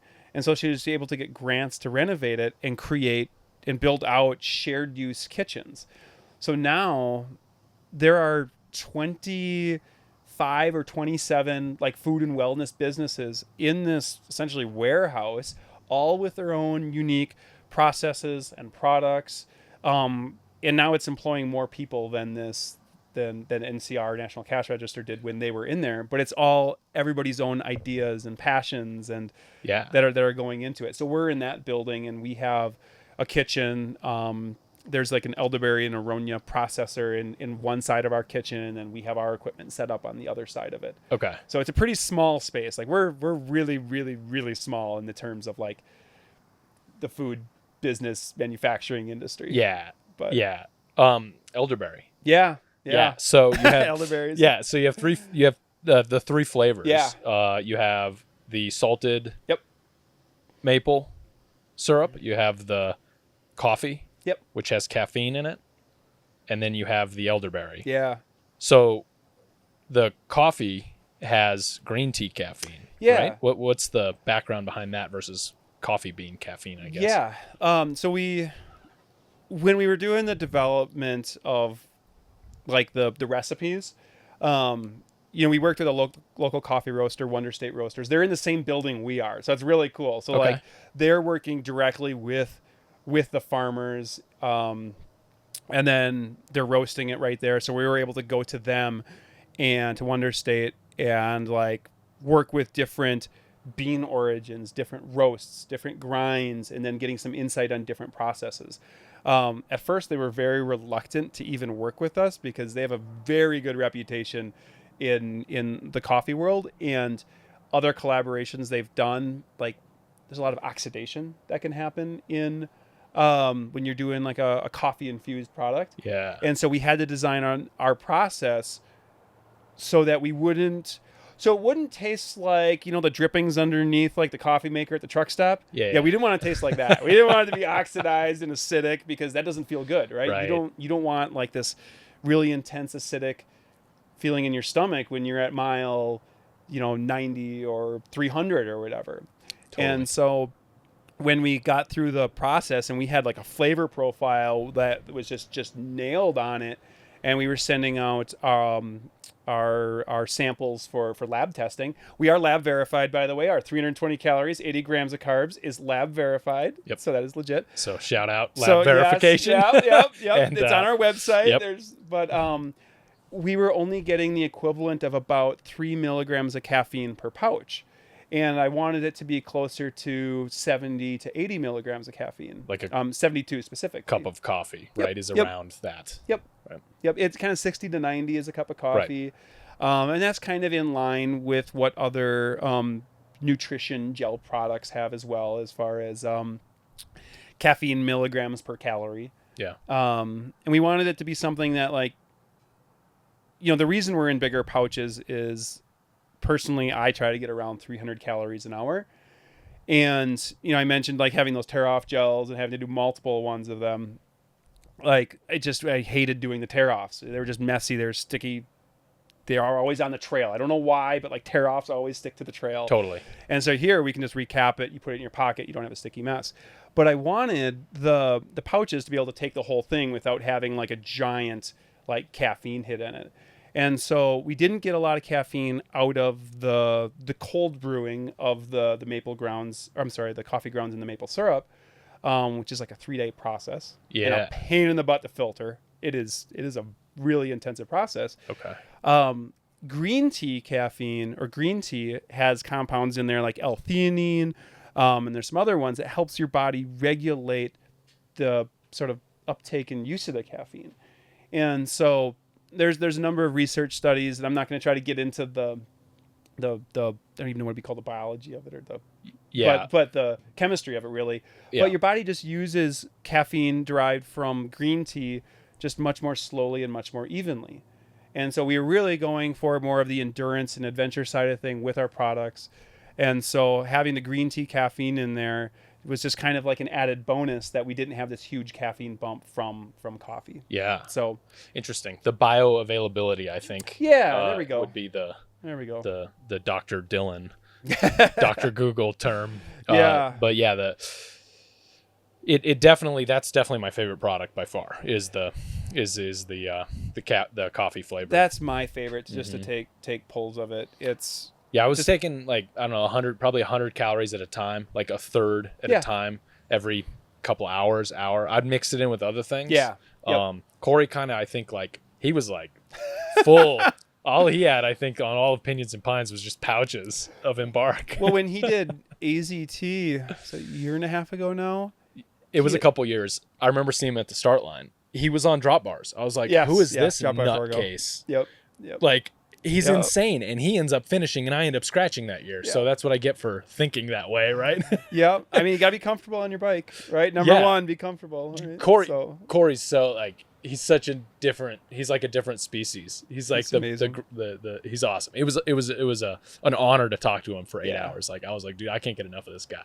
So anyway, he's doing a 48-hour straight ride right now, a race. Really? So he had incredible day across Minnesota, like ability to just like keep. And then I don't even think he slept at the end. So he didn't sleep like all of Pinions and Pines. And then at the end, he just was like, I don't think he slept. And he sat around at the finish line with me. I'm like, dude, don't you need a nap or something? Anyway, I know for AZT though, he had taken our pouches and just put them into a bladder. So he had a water bladder and then an Embark bladder, and he was just mixing all of them together, and it would just take a sip of it, then a sip of water, sip of it. So totally. So maybe he had it more regimented than that, but that's how. Something tells me he didn't. He's pretty like fly by the seat of his pants sort of dude. Yeah. Which is I'm envious of that attitude sometimes. So the elderberry, I was very leery. I hadn't tried it yet. And I was like, I don't know. I've tried other elderberry type products. I don't know, like On It products and stuff that are flavored elderberry. And I just was like, I don't know about this. So I tried it. I was like doing a 70 or 80 mile endurance ride. And I was like, here we go. And it was definitely next in line for my favorite. Like the flavoring was incredible. It was not what I expected. And you have it on your website. You can like mix it. You can cut it with water. Yeah. So when we were kind of like ideating the whole concept of what Embark is, a lot of it revolved around more like the adventure side of things. And we were talking earlier about like having multiple uses with everything you bring with. And I wanted Embark to be the same way.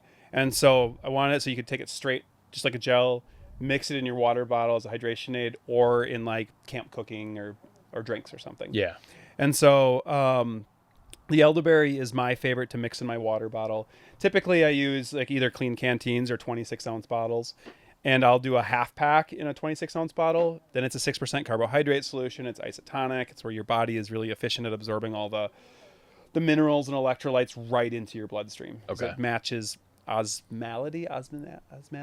Okay. Which is water of your or something. Yeah. That's like Latin for... all I know is osmosis. Yes. Osmolality. Yeah. I struggle with pronunciation. I have to over enunciate. I've had a number of concussions when I was younger. And so I kind of have a slurp. My mom thought I was drunk for years. Whoa. And then she's like, I was mean to you for a number of years because I thought you were just drunk in college. And then I realized it was just from your concussions. Whoa. What happened what were you doing? It was skiing. Okay. And I was just kind of out of control in high school skiing. And like, was this like the helmetless 80s and 90s? Oh no, this is with helmets. Okay. This is with helmets. Okay. Yeah. I mean, we would like, cause like we were rural. And so we would set up like round bales, hay bales, and then we would build like jumps on them, and then we would park like horse trailers and tractors and goats underneath it, and we would just jump over stuff. Whoa. And like then try to do like spins, and so did you just video any of this stuff? Yeah, it's all, but it was all like, VHS and stuff like that. This was like 90s pre-Jackass. So. Yeah. Like it was and awesome, dude. This was, I remember, and there's a video of this one. The worst concussion I had, where I think I was trying, I don't know if I was trying to do a 1080, like 3 spins or something like that, and I landed almost backwards, went backwards, and you could see like the tips of my skis, the back before twin tip skis were a thing, and then like you see my head just go back and like bounce off ice. I had a helmet on, and went into the ER that night, and like I didn't know who my friends were. Like when I didn't like completely black out, but I kind of like blacked out and came to. Yeah. And I was like people were running at me, to help me, and I was like throwing my poles at them and ice at them because I thought they were attacking me because I didn't know what was going on where I was and stuff. Dude. But the doctor's like, oh, you should have had a helmet on. I'm like, oh, I had a helmet on. And he's like, oh wow, well if you didn't, I wouldn't have even had to see you because this would have been. Ooh, but dude, yeah, I mean, concussions. Concussions are definitely not something to. No. I mean, I'm joking about the craziness as kids, but like that's a serious thing, and I think the difference then to now is like we now know your brain smacks the inside of your skull when you do something like that, and it's not just like the stuff on the outside; it's the smacking of that thing, and then. Yeah, it's just scary. So it's nice that there's an awareness of these more long-term effects, because then it's like, okay, I know what to look for. Like I think that's where some of like my anxiety kind of came from. Was after that. I had a really hard time learning after that, and that was like right before I went to college. So I really struggled in the first few years of college because I had to like relearn how to learn. Before that, I could just like read something and understand it. And that just wasn't the case anymore. Like I would just have to try to focus. I struggle with focus to begin with because so that was a really, really like kind of hard period of my life, was those few years afterwards. Totally. I had a guest on, Lindsay Knoll, one of the earlier episodes I did, and she was riding enduro and was wearing, I think she was wearing a full face helmet, but she smacked the bottom of her chin, and she ended up with a very traumatic brain injury that she couldn't pinpoint for a year. And she lived, and she was in a very, very bad state, very like hospitalized, institutionalized a couple times. She in detail explains this on that episode, and it was intense. Yeah. Right. And she finally figured out, somebody asked her, well, did you have any head trauma?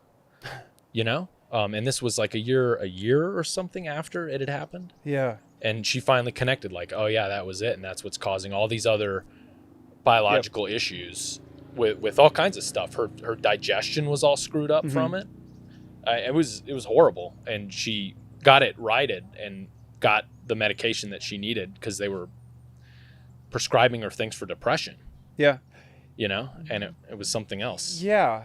Well, and it was after that, like I, kind of had these swings of depression as well. And there was a lot of like life events that were happening too, that were leading into some of that depression, which also went into like not feeling great when I was taking that first job and you're like, what's the point of this? What's the point of life? And like, what are you doing? And like, so it's kind of connecting a lot of those things, just hearing these stories too. Yeah. Like the concussion to the depression to the...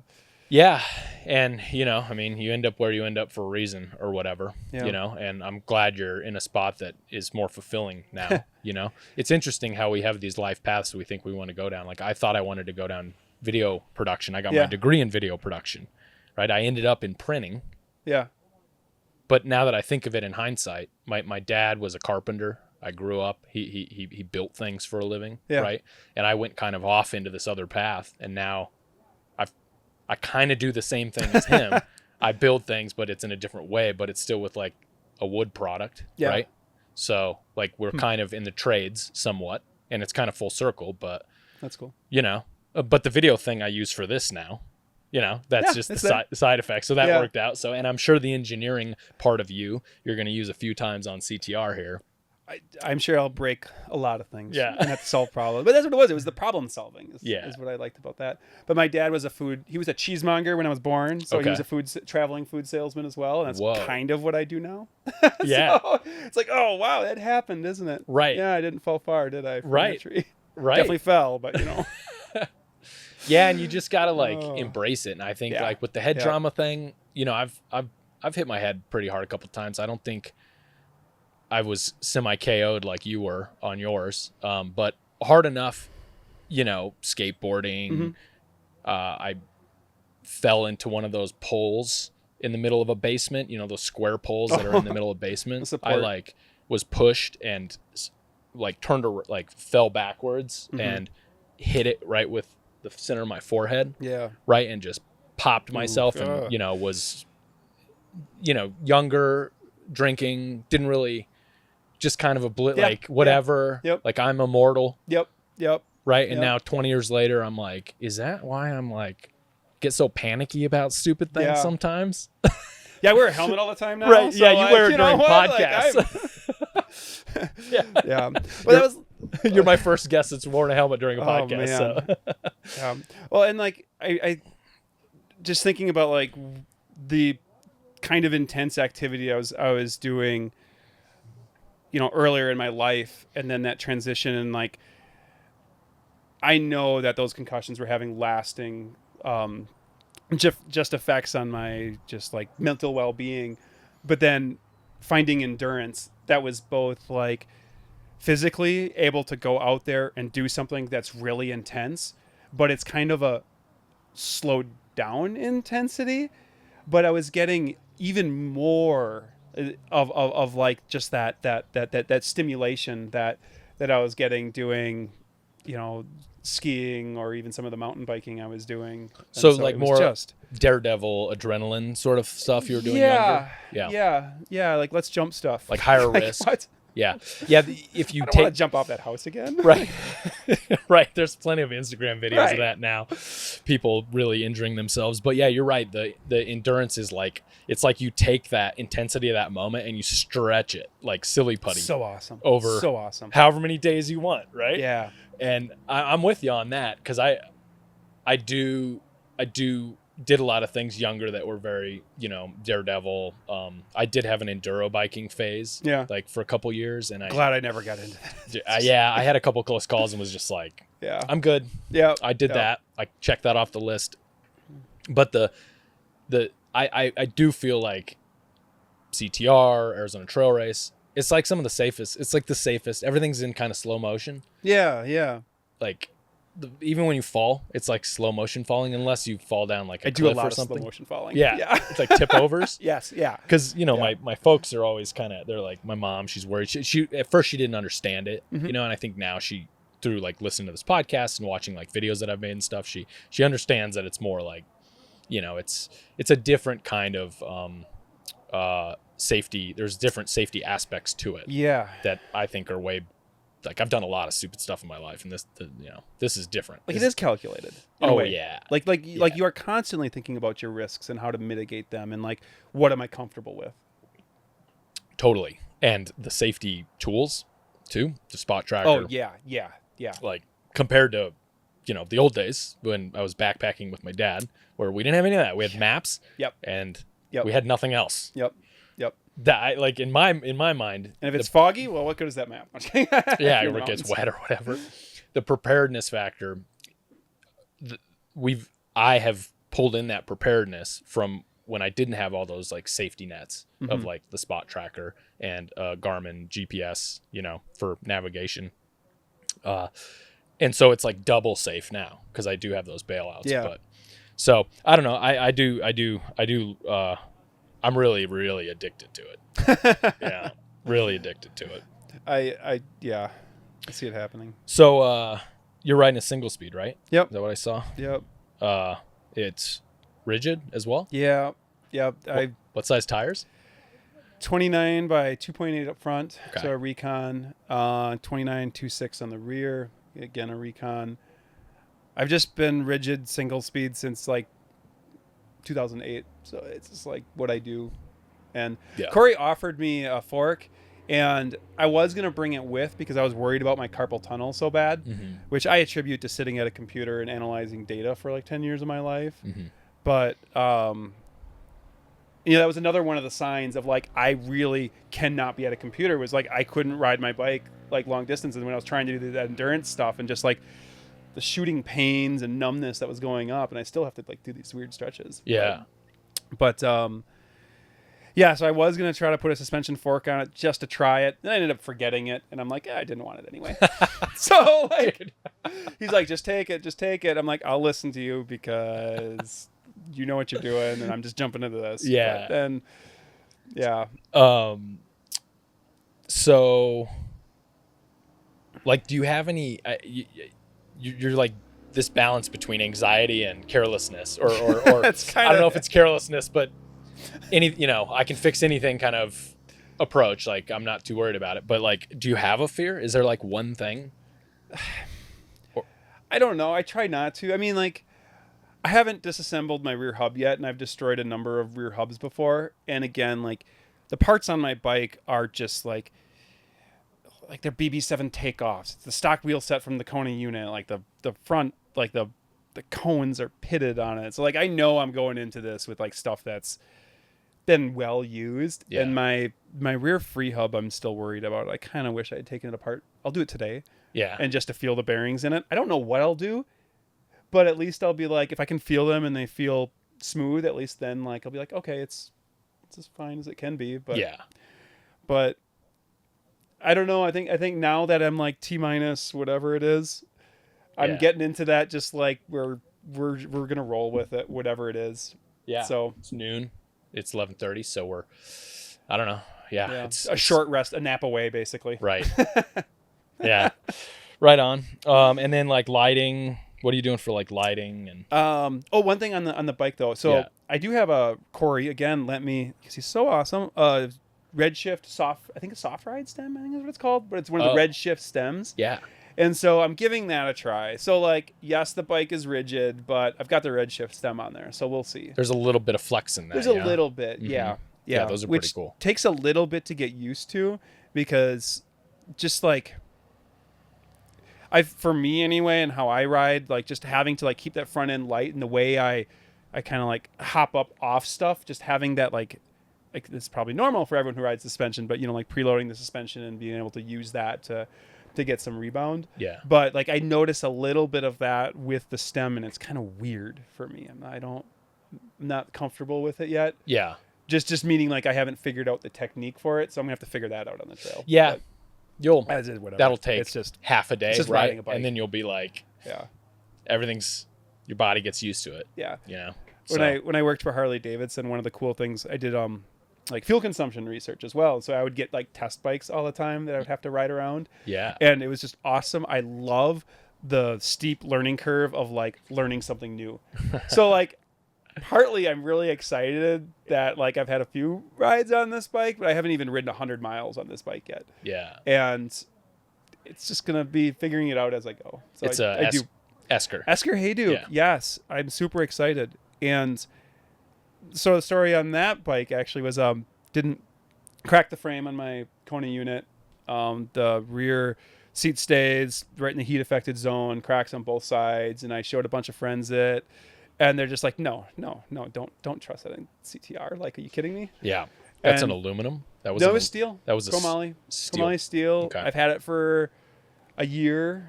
And I don't know. I'm kind of hard on things. Like I'm hard on things. I break everything. I break everything there. So like I'm nervous about having a carbon fork because I'm just hard on everything, but it's like, it's probably fine. Yeah. And I just started like putting the call out to everyone I know, like, hey, I'm looking for an extra large single speed frame. That's it. I guess that's my what I need. And I ended up emailing just Tim at Esker, like, hey, I'm just looking for anything and used because I can't afford a new bike. And so just like, hey, if you have anything used or anything, whatever, I don't care how ugly it is, like just anything. And he emailed back, hey, I got a couple options for you, and ended up working something out to get, it was his personal bike. And so, and then since he's in the Midwest as well, he was in Minneapolis or St. Paul at the time. And then I was going to the Wausau 24 race, and one of his friends and kind of a mutual acquaintance was going there as well. So like the next day, the bike was like en route to me to meet at like this race. And it was just like, it just happened that fast. And it just felt really good. Just awesome. Like, this is the bike I think I'm supposed to like, just the way it like clicked together, and like it was meant to be. The fact that he like just called me back right after I'd sent the email, I'm like, wow, someone responded to me. Like, this is just like someone's helping me. It just felt good. Like, I don't know. Yeah. Sometimes you have to like ask for help, I guess. Yeah. And then people like for this whole trip and for the whole ride, people have just like Corey assembling the whole bike and lending me all the parts, and with the bags on there. Brett Stepanek is lending me his Alpine Luddite seat bag, and my friend Andy is lending me harness, Revelate Designs harness on the front, and I'm forgetting all the stuff on there that is being lent to me. Yeah, you know, like that's amazing. The fork, the stem, the pedals are all from Corey, and just everybody's coming out of the woodwork to make it happen. Yeah, for you. And you then know? like the owner of the shop, Dave Bicycle World in Dubuque, just let us stay in the shop as long, and even on I don't know if it was a Thursday or Friday, just work on the bike, get it fixed. This is important. This is important for you, I can tell. And just like full run of the shop, all the tools, everything to assemble it, and it was just like, thanks, Dave. Like, awesome. I'd never met him before even, and he's just like, just trying to make it happen, just doing what he can to like, just I don't know. Yeah, cool. Isn't weird like how things. Mm-hmm. I had two of have those. Just clicked. I had two of those going like good. so. I had a filling fallout 2 days ago. Ow. Yeah, like from like 12 years ago, an Yeah. old filling fallout, right? Like, and we're gonna hit the road the day after. Like, I have 24 hours till we are supposed to hit the road, and I'm like, crap. I hope this isn't like a cracked tooth or something more serious, because there's been people that have neglected mouth care, and that it has gotten really bad during an endurance event, particularly like Tour Divide. That's like a 12-day thing, right? Yeah. That has taken people out because of it, right? And my wife worked in dentistry for a long time, so that's like not an option in our household. So I'm in there the next day, like the next morning, they're making it happen, getting in there, drilling out the filling and fixing it, and making sure nothing else is, because that can lead to anxiety for me. Is like because I'm just gonna drink and eat sugar for the next 5 days and probably not brush my teeth like I should be. Yeah. you know, so that's one thing that happened, and then we get everything packed up in the truck. We're sitting in the driveway. Go to start the truck. Nothing. Yeah, it's only got 40,000 miles on it. It's an older truck. It's like a 16, but we keep it in really good shape, and I did not expect that to happen. Right? And just nothing, right? So I call my friend Tyler, who works at the dealership, at the Toyota dealership. Yeah. Shout out Tyler, Finley Toyota. Go to Finley Toyota, and we're able to get in and get a brand new battery and get sorted out like on our way out of town, right? On the way here. So yeah, it's like these people that share especially people who have been involved in it, that they're there to lift you up and help get you to where you need to be, Yeah. So it's awesome. It's kind of like extra special for me because I've been, for like the last 4 years, I've been on the kind of the other side of events. I've really only done one event. That was Crystal Bear. It was that 2-day bike packing. I'll call it a race, but it was, it wasn't competitive at all. Yeah.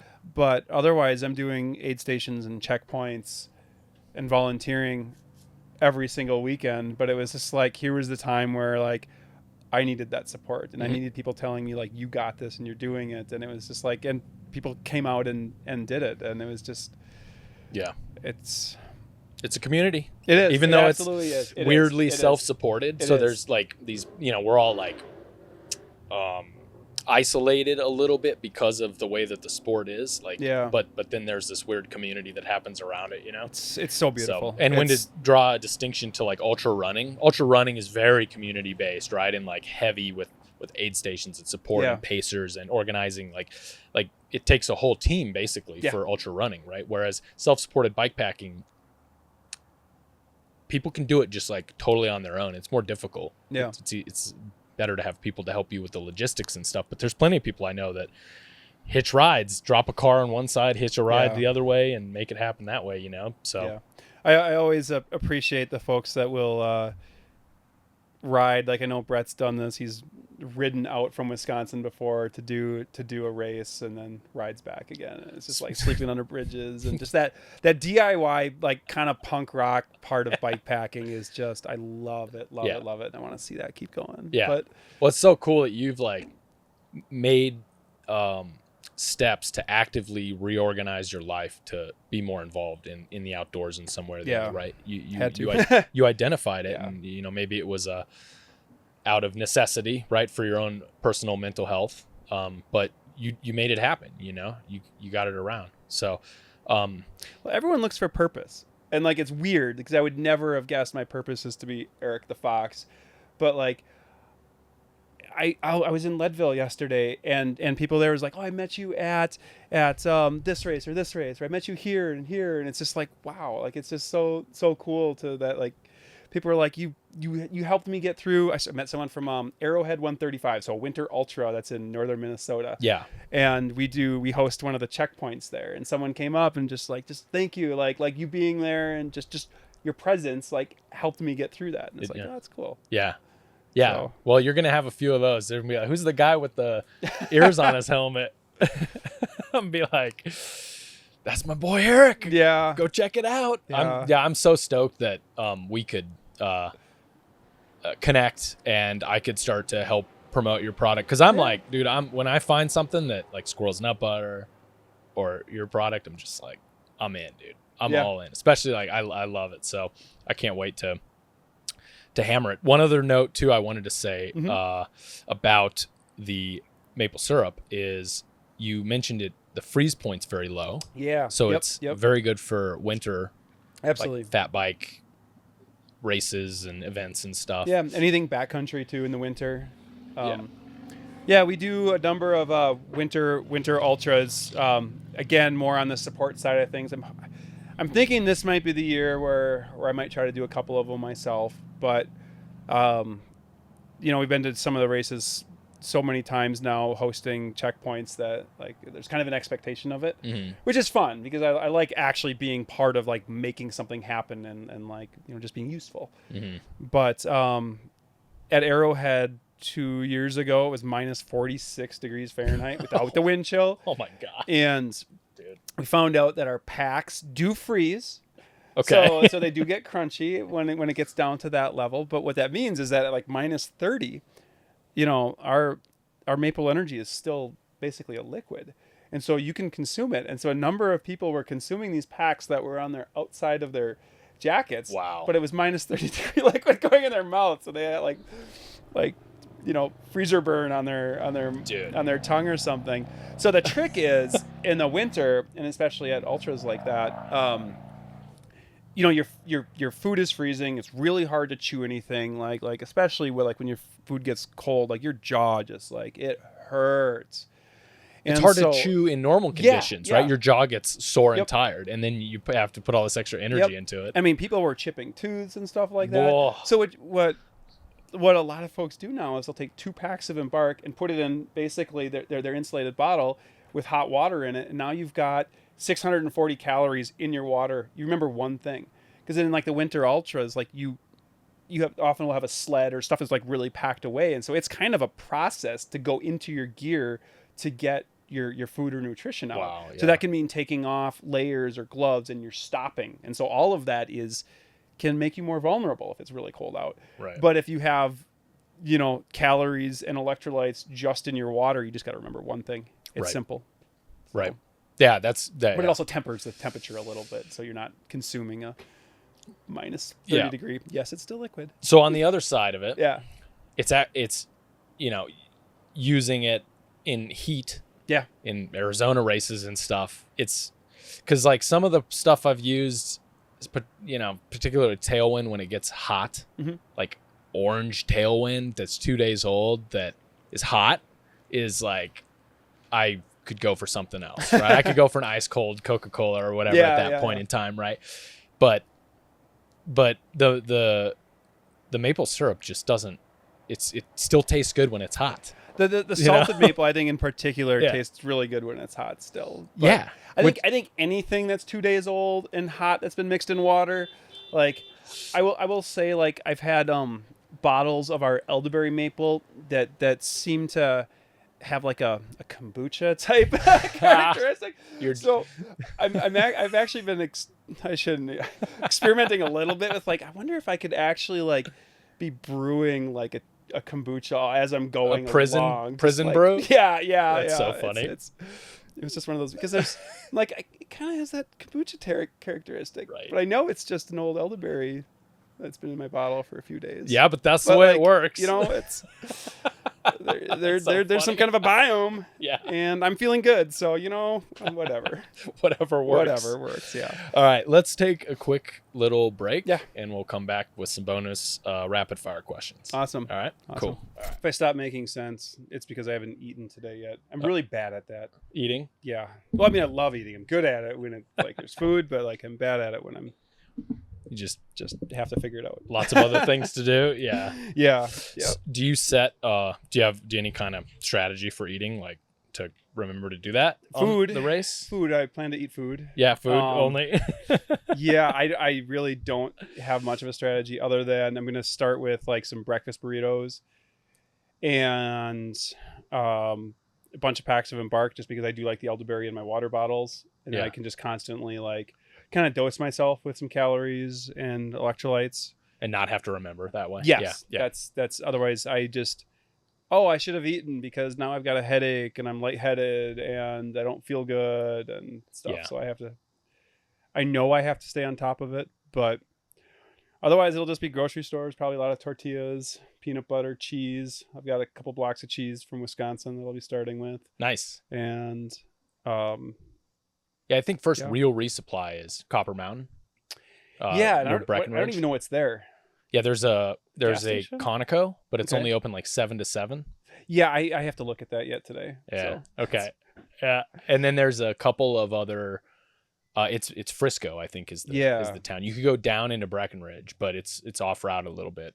Frisco is like kind of the accessible stuff. Okay.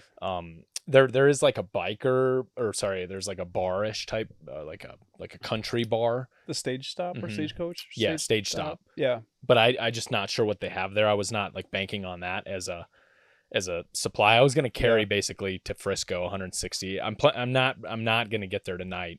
I'll probably ride till 2 or 3 a.m. and then sleep for 3 to 4 hours and then get up and hit something there early in the morning at like 7. Where are you thinking for the first day then? Where do you want to take a rest at? Wherever 3 a.m. is? Yep.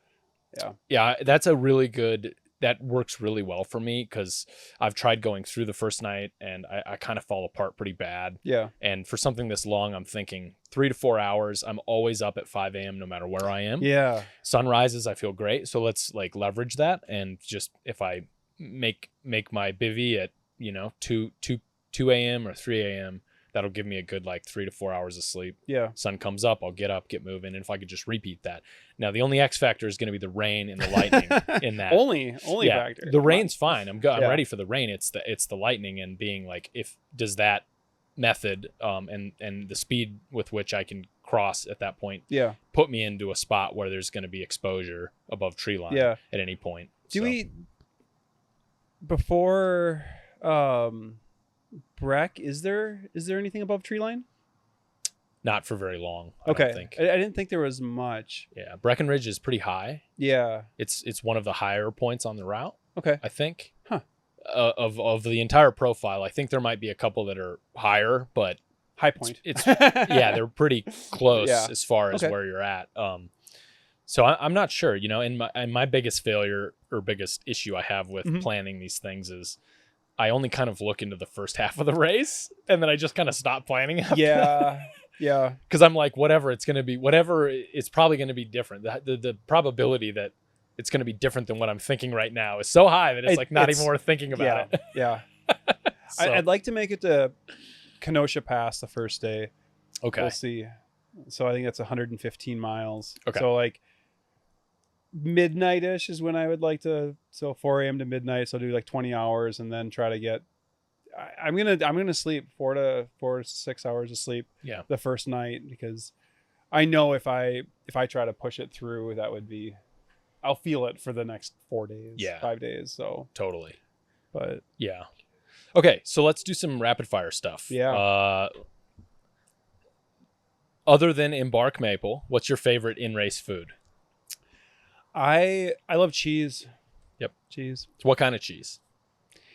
Well, I learned on backpacking trips in like a hot summer that you don't want like a fresh cheese or like a mozzarella or like a Gouda or something. So like a harder cheese. I'm bringing a sharp cheddar with. Okay. So just from our local creamery, Westby Creamery. So because it'll last better. There's just less moisture in it. Okay. And so it just doesn't get. I'm guessing like the oils in there and combined with the higher moisture, it just starts getting rancid. Yeah. But like I have some bags that still smell like Munster cheese, like monster that's been in the sun for a long time. Like it does not go away. It's not a Yeah. So You're just biting off that and having your kombucha, yeah, elderberry right, kombucha. right. Everything's fermented. Yeah. I eat a lot of cheese. There's fat, there's protein. Yeah. It tastes good. My body does well with it. But That's one interesting you say that. That's one thing that I'm going to try to work on is the protein right before, if I can time it right to like deal with the kind of the multi-day soreness that I always experience. Yeah. Right. Because the sugary stuff just doesn't seem to combat that as much as like the protein and the whey you get out of like cheese and milk products. Right. And so you can pick up like energy. They have energy protein drinks at a lot of gas stations. Yeah. Or just like Nesquik and stuff. Chocolate milk. I drink a lot of chocolate milk.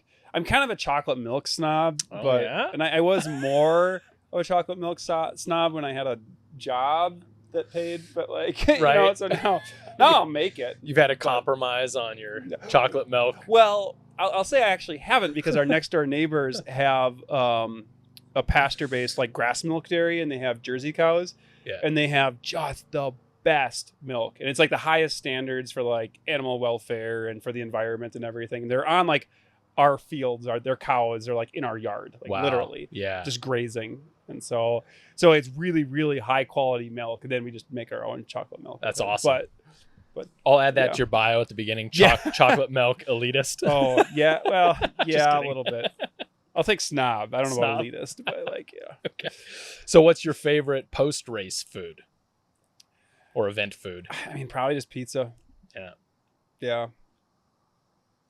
That and I have a feeling I'm going to be craving just fresh vegetables, fresh greens, just something fresh. So it probably won't be pizza this time. Yeah. But I'm starting with a whole pizza. Yeah. Are you bringing it with? Yeah. That's kind of what's worked for me in the past. Yeah. So, yeah. I'm doing it on a budget. So I'm just like, I don't want to go buy a pizza now. It's Silverton.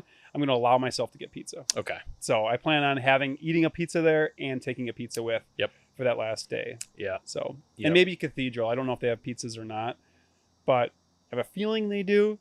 But I'll be stopping at Cathedral Cabins. I might allow myself a pizza there too. That's that Bikepackers kind of cabin thing? Yeah. And they have Embark, so you can resupply Embark there. For real? Yeah. Dude. So Leadville Bisacasa. So Rafa's got it in Leadville. Okay. Leadville Outdoors has it. Cathedral Cabins has it. So I'll be resupplying my Embark along. So I'll actually anything in BV?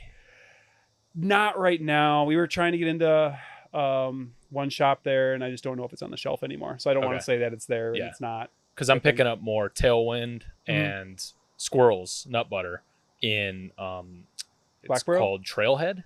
Oh, Trailhead. Yeah. We were trying to get on the shelf there, and I don't think they quite grasp the concept. They're like, our customers don't want maple syrup. I'm like, it's something different. Trying to explain the concept to them. I'll help you out when I'm there, okay? I'll be like, you guys don't have Embark? Yeah. What? Yeah. To show them one of the packets. Yeah, I'll be like, you don't, like I want to buy this. You now. don't have any of this? Yeah. We have 70 people that come that want. Yeah. Yeah. I'll see if I can plant a seed for you. Yep. Okay. I'll ask it just because I ask everyone, but this might be a gimme. What's your spirit animal? Yeah. I don't even need to answer. Okay.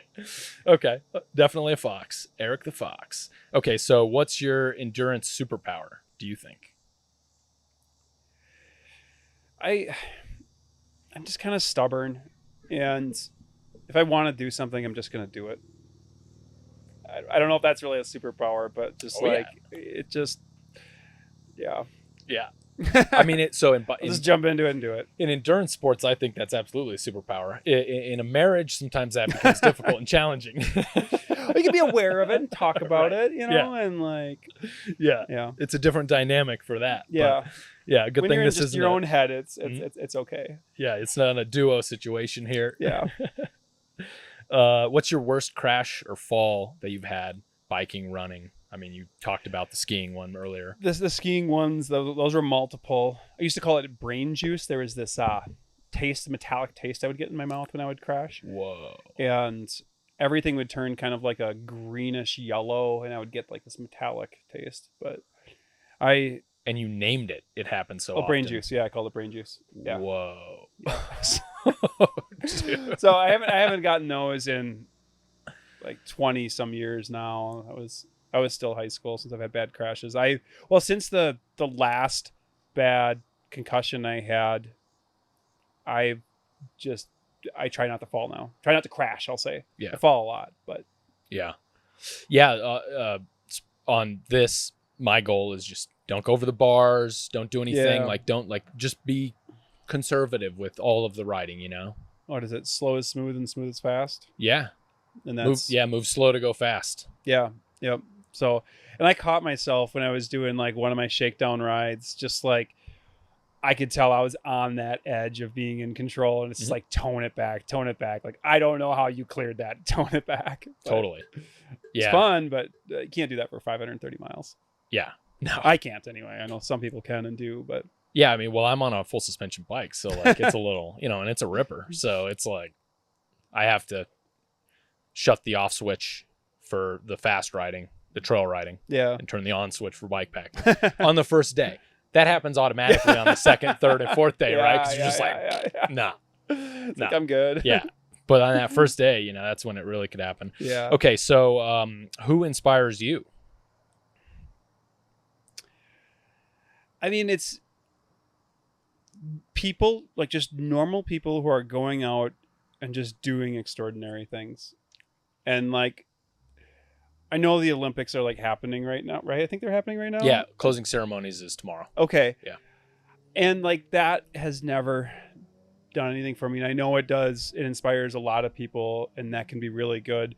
But I feel like maybe it's a Midwest thing, but there's some just phenomenal athletes in the Midwest that are just like, I don't want to even say they're normal people, because they're still just living just really cool lives, both like in their professional side and in like their endurance side of things. But I mean, I could just start like listing them off. Like Corey's been super inspirational for me, and Brett, and there's some other folks like two winter athletes in particular, Leah Grun and Kate Coward, are just phenomenal badass women that are out there doing stuff all the time, and I just love running into them at events. But Nice.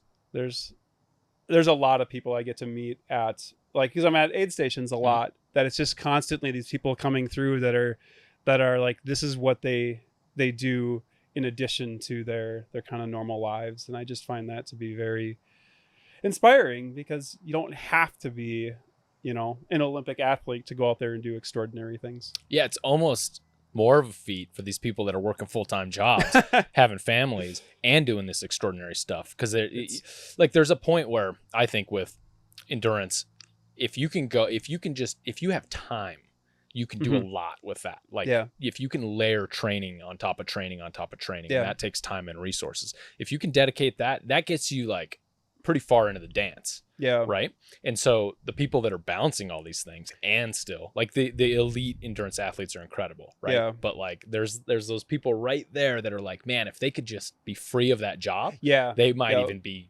better than those elite people. And I think it's really cool when people are able to kind of like figure out how to like in bike packing, how to find the time and really shape their lives around being able to do it. Yeah. Because like, I think that can go beyond like just bike packing, but like it's your life. This is what you're getting. Like, make it yours. And even if that means like trying to become or being a professional athlete, as long as it's your life and you're doing it for your reasons and you're feeling good about it and you're putting, as I say, good energy out into the world, like that's super inspiring. And there's a lot of folks in bike packing who are doing that. I saw Dispersed, like I've never met Stremke's, but it's really cool like what they're doing. Like, this is their life and they're doing it. And dude, they did it all the way. Awesome. Yeah. That's so and they awesome. they did it so humbly too. They're the best. They're the best. And like that for me is like, it's just cool seeing people doing that. And it's like, okay, you can do it. Mm-hmm. You can do it. You can have dreams and really big aspirations, and you can have your life, and you can do these big events and be happy doing it. So, yep. You listen to podcasts at all? Yep, a little bit. Do you have any favorites on the road or on the trail? I honestly don't listen to them consistently. Yeah. Because I don't listen to anything on the trail. I'm not going to bring a speaker or earbuds with. Coming out, I was just listening to as many podcasts about Colorado Trail. I can't remember who you interviewed. We've had a few about Colorado trailers. There was Francis Hacker. Yes. Yeah. Yes. We talked pretty extensively about it. Yep. So I'll listen to him more when I'm like really trying to get into his zone and learn stuff. Yeah. But otherwise, I tend to try to unplug from electronics as much as I can, and it's just a weird quirk of mine. Yeah. No. With you. Yeah. Cool. Get in my own head. Yeah. What's the worst water source you've ever drank from? Matahay Trail. It was my first like bikepacking experience, and the trail's pretty rugged. It's really hot. It's just constantly like up and down. I had no idea what I was getting into. It was like 2008, and just wanted to like do something kind of big. And Western North Dakota has kind of a soft spot for me. But yeah, it was kind of a stock tank, and we were out of water and got to it, and there's just like multiple crows dead face down in the stock tank, and it's like 90-some degrees out, and we're out of water. Like, do we close our eyes? Yeah. Like, does that help? I don't know.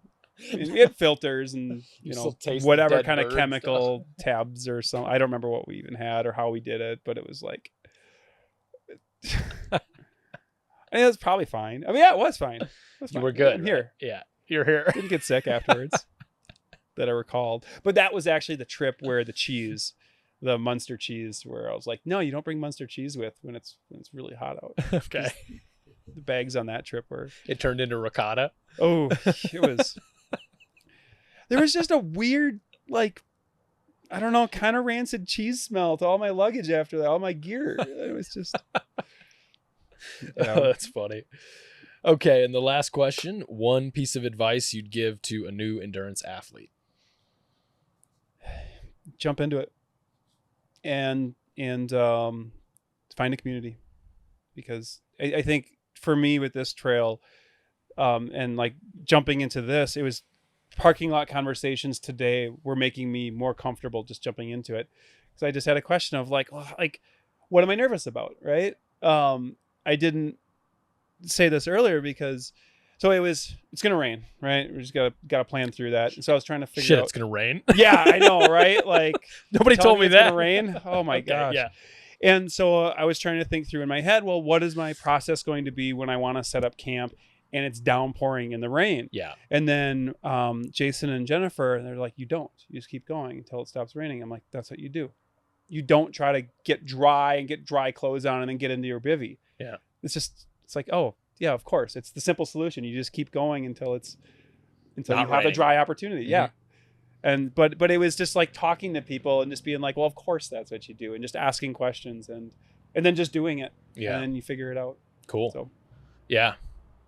Excellent. All right. Well, let's wrap this up. Let's get you out of here so you can finish planning and packing and taking, at least now taking things apart and putting them back together. Yeah, I saved you from taking your seat post apart. Yes, thank you. You still might want to do that just, nope, for fun. No, I'm feeling just good. Wear your safety glasses. I was going to clean the seals on it, but I'm like, nah, it's fine. Yeah. Yeah. I can do that without disassembling the whole thing. But. Yeah. Yeah, that's an undertaking, man. I was nervous for you. So, well, that's also why I didn't want to run suspension, because it's just like, how am I going to fix it when it breaks? Because I break everything when it breaks. Sure. It's like I'm not going to know the first thing of what to do. So sure. Yeah, let's just use a used, carbon fork. That'll be fine.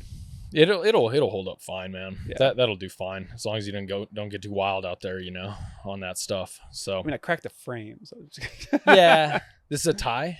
The frame. This frame, I'm yeah completely confident in, but yeah, it's a almost 10-year-old carbon fork, so yeah, it's fine. Yeah, that's pretty. Don't let that get into your head too much. No. All right, cool. So let's promote. So we got on Instagram, it's Embark Maple is your handle, and embarkmaple.com. Yep. So check it out. Hooray! Buy it. It's amazing. Enough said. I'm glad we could I could have an opportunity to help you promote this product, something I believe in very greatly, and I'm excited to use it on this course. Yeah. My rocket fuel, I call it. It's literally rocket fuel because it feels like it just goes from the mouth to the legs in minutes. When I'm in that hole and I need something like that, that's kind of my crutch. Like, I don't believe it's like nutrition should be diverse. Mm-hmm. Just like diversity is always good, and don't claim that it replaces everything. But when you need something to pull you out of something, that's what it's there for. Dude, that's it for sure. So, and thanks for doing this, taking the time to do this. Yeah, it's a pleasure. And everything that you're doing to do sustainable organic farming and really care about your area. Yeah. We don't have, I think, obviously we need a lot more of that. And so every little bit helps. Yeah, be the change, right? Yep. Paradigm. Yep. Hopefully you can inspire others. So, all right, cool. Well, thanks, Eric. Good luck tomorrow. I'll be chasing you. Yeah. We'll see you. We might see you out there. You never know what happens, you know? So, and if not, hopefully we can catch up at the end. Yeah. And if not, it's been a pleasure. Durango. There's going to be a hang in Durango. Yeah, there better be, because I'll have the studio set up. Yeah. I know Bree and Sylvan will be there waiting for me, and I told them to just set up a little parking lot party and try to get folks to show up. It'd be fun. Yeah. So yeah, well, they'll be with Jess, so awesome. Cool. All right, Eric. Thanks. Peace. I wanted to let you know a few different ways that you can support this podcast. Of course, you can like, subscribe, and share with your friends. Tell other people about it. Tell your friends and family. If you think these conversations I'm having are valuable as I think they are, share it. Send it out. Ask them to subscribe. That would be amazing. That's a free way that you can support. Another way you can support is by financially support is by becoming a member on either YouTube or Spotify. Those links are always in the description of all the videos. And YouTube members do get some extra perks like member shout-outs during the podcast, priority reply to comments, and best of all, you get early access to new videos that I'm releasing. You can also, if you don't want to sign up for a recurring membership, you can also show me your support by sending a one-time gift using what YouTube calls the Super Thanks feature. So when you're watching a video, down at the bottom, there's the little buttons, the thumbs up, thumbs down button. And right next to that, there is a heart with a little dollar sign in the middle, and it says thanks next to it. That is the Super Thanks button. So if you click that, it'll allow you to give a one-time gift, financial gift of your choice. And it's just incredible. Like seeing the support that I've gotten so far from both members and from Super Thanks is just amazing, and it is definitely allowing me to keep this thing rolling down the tracks.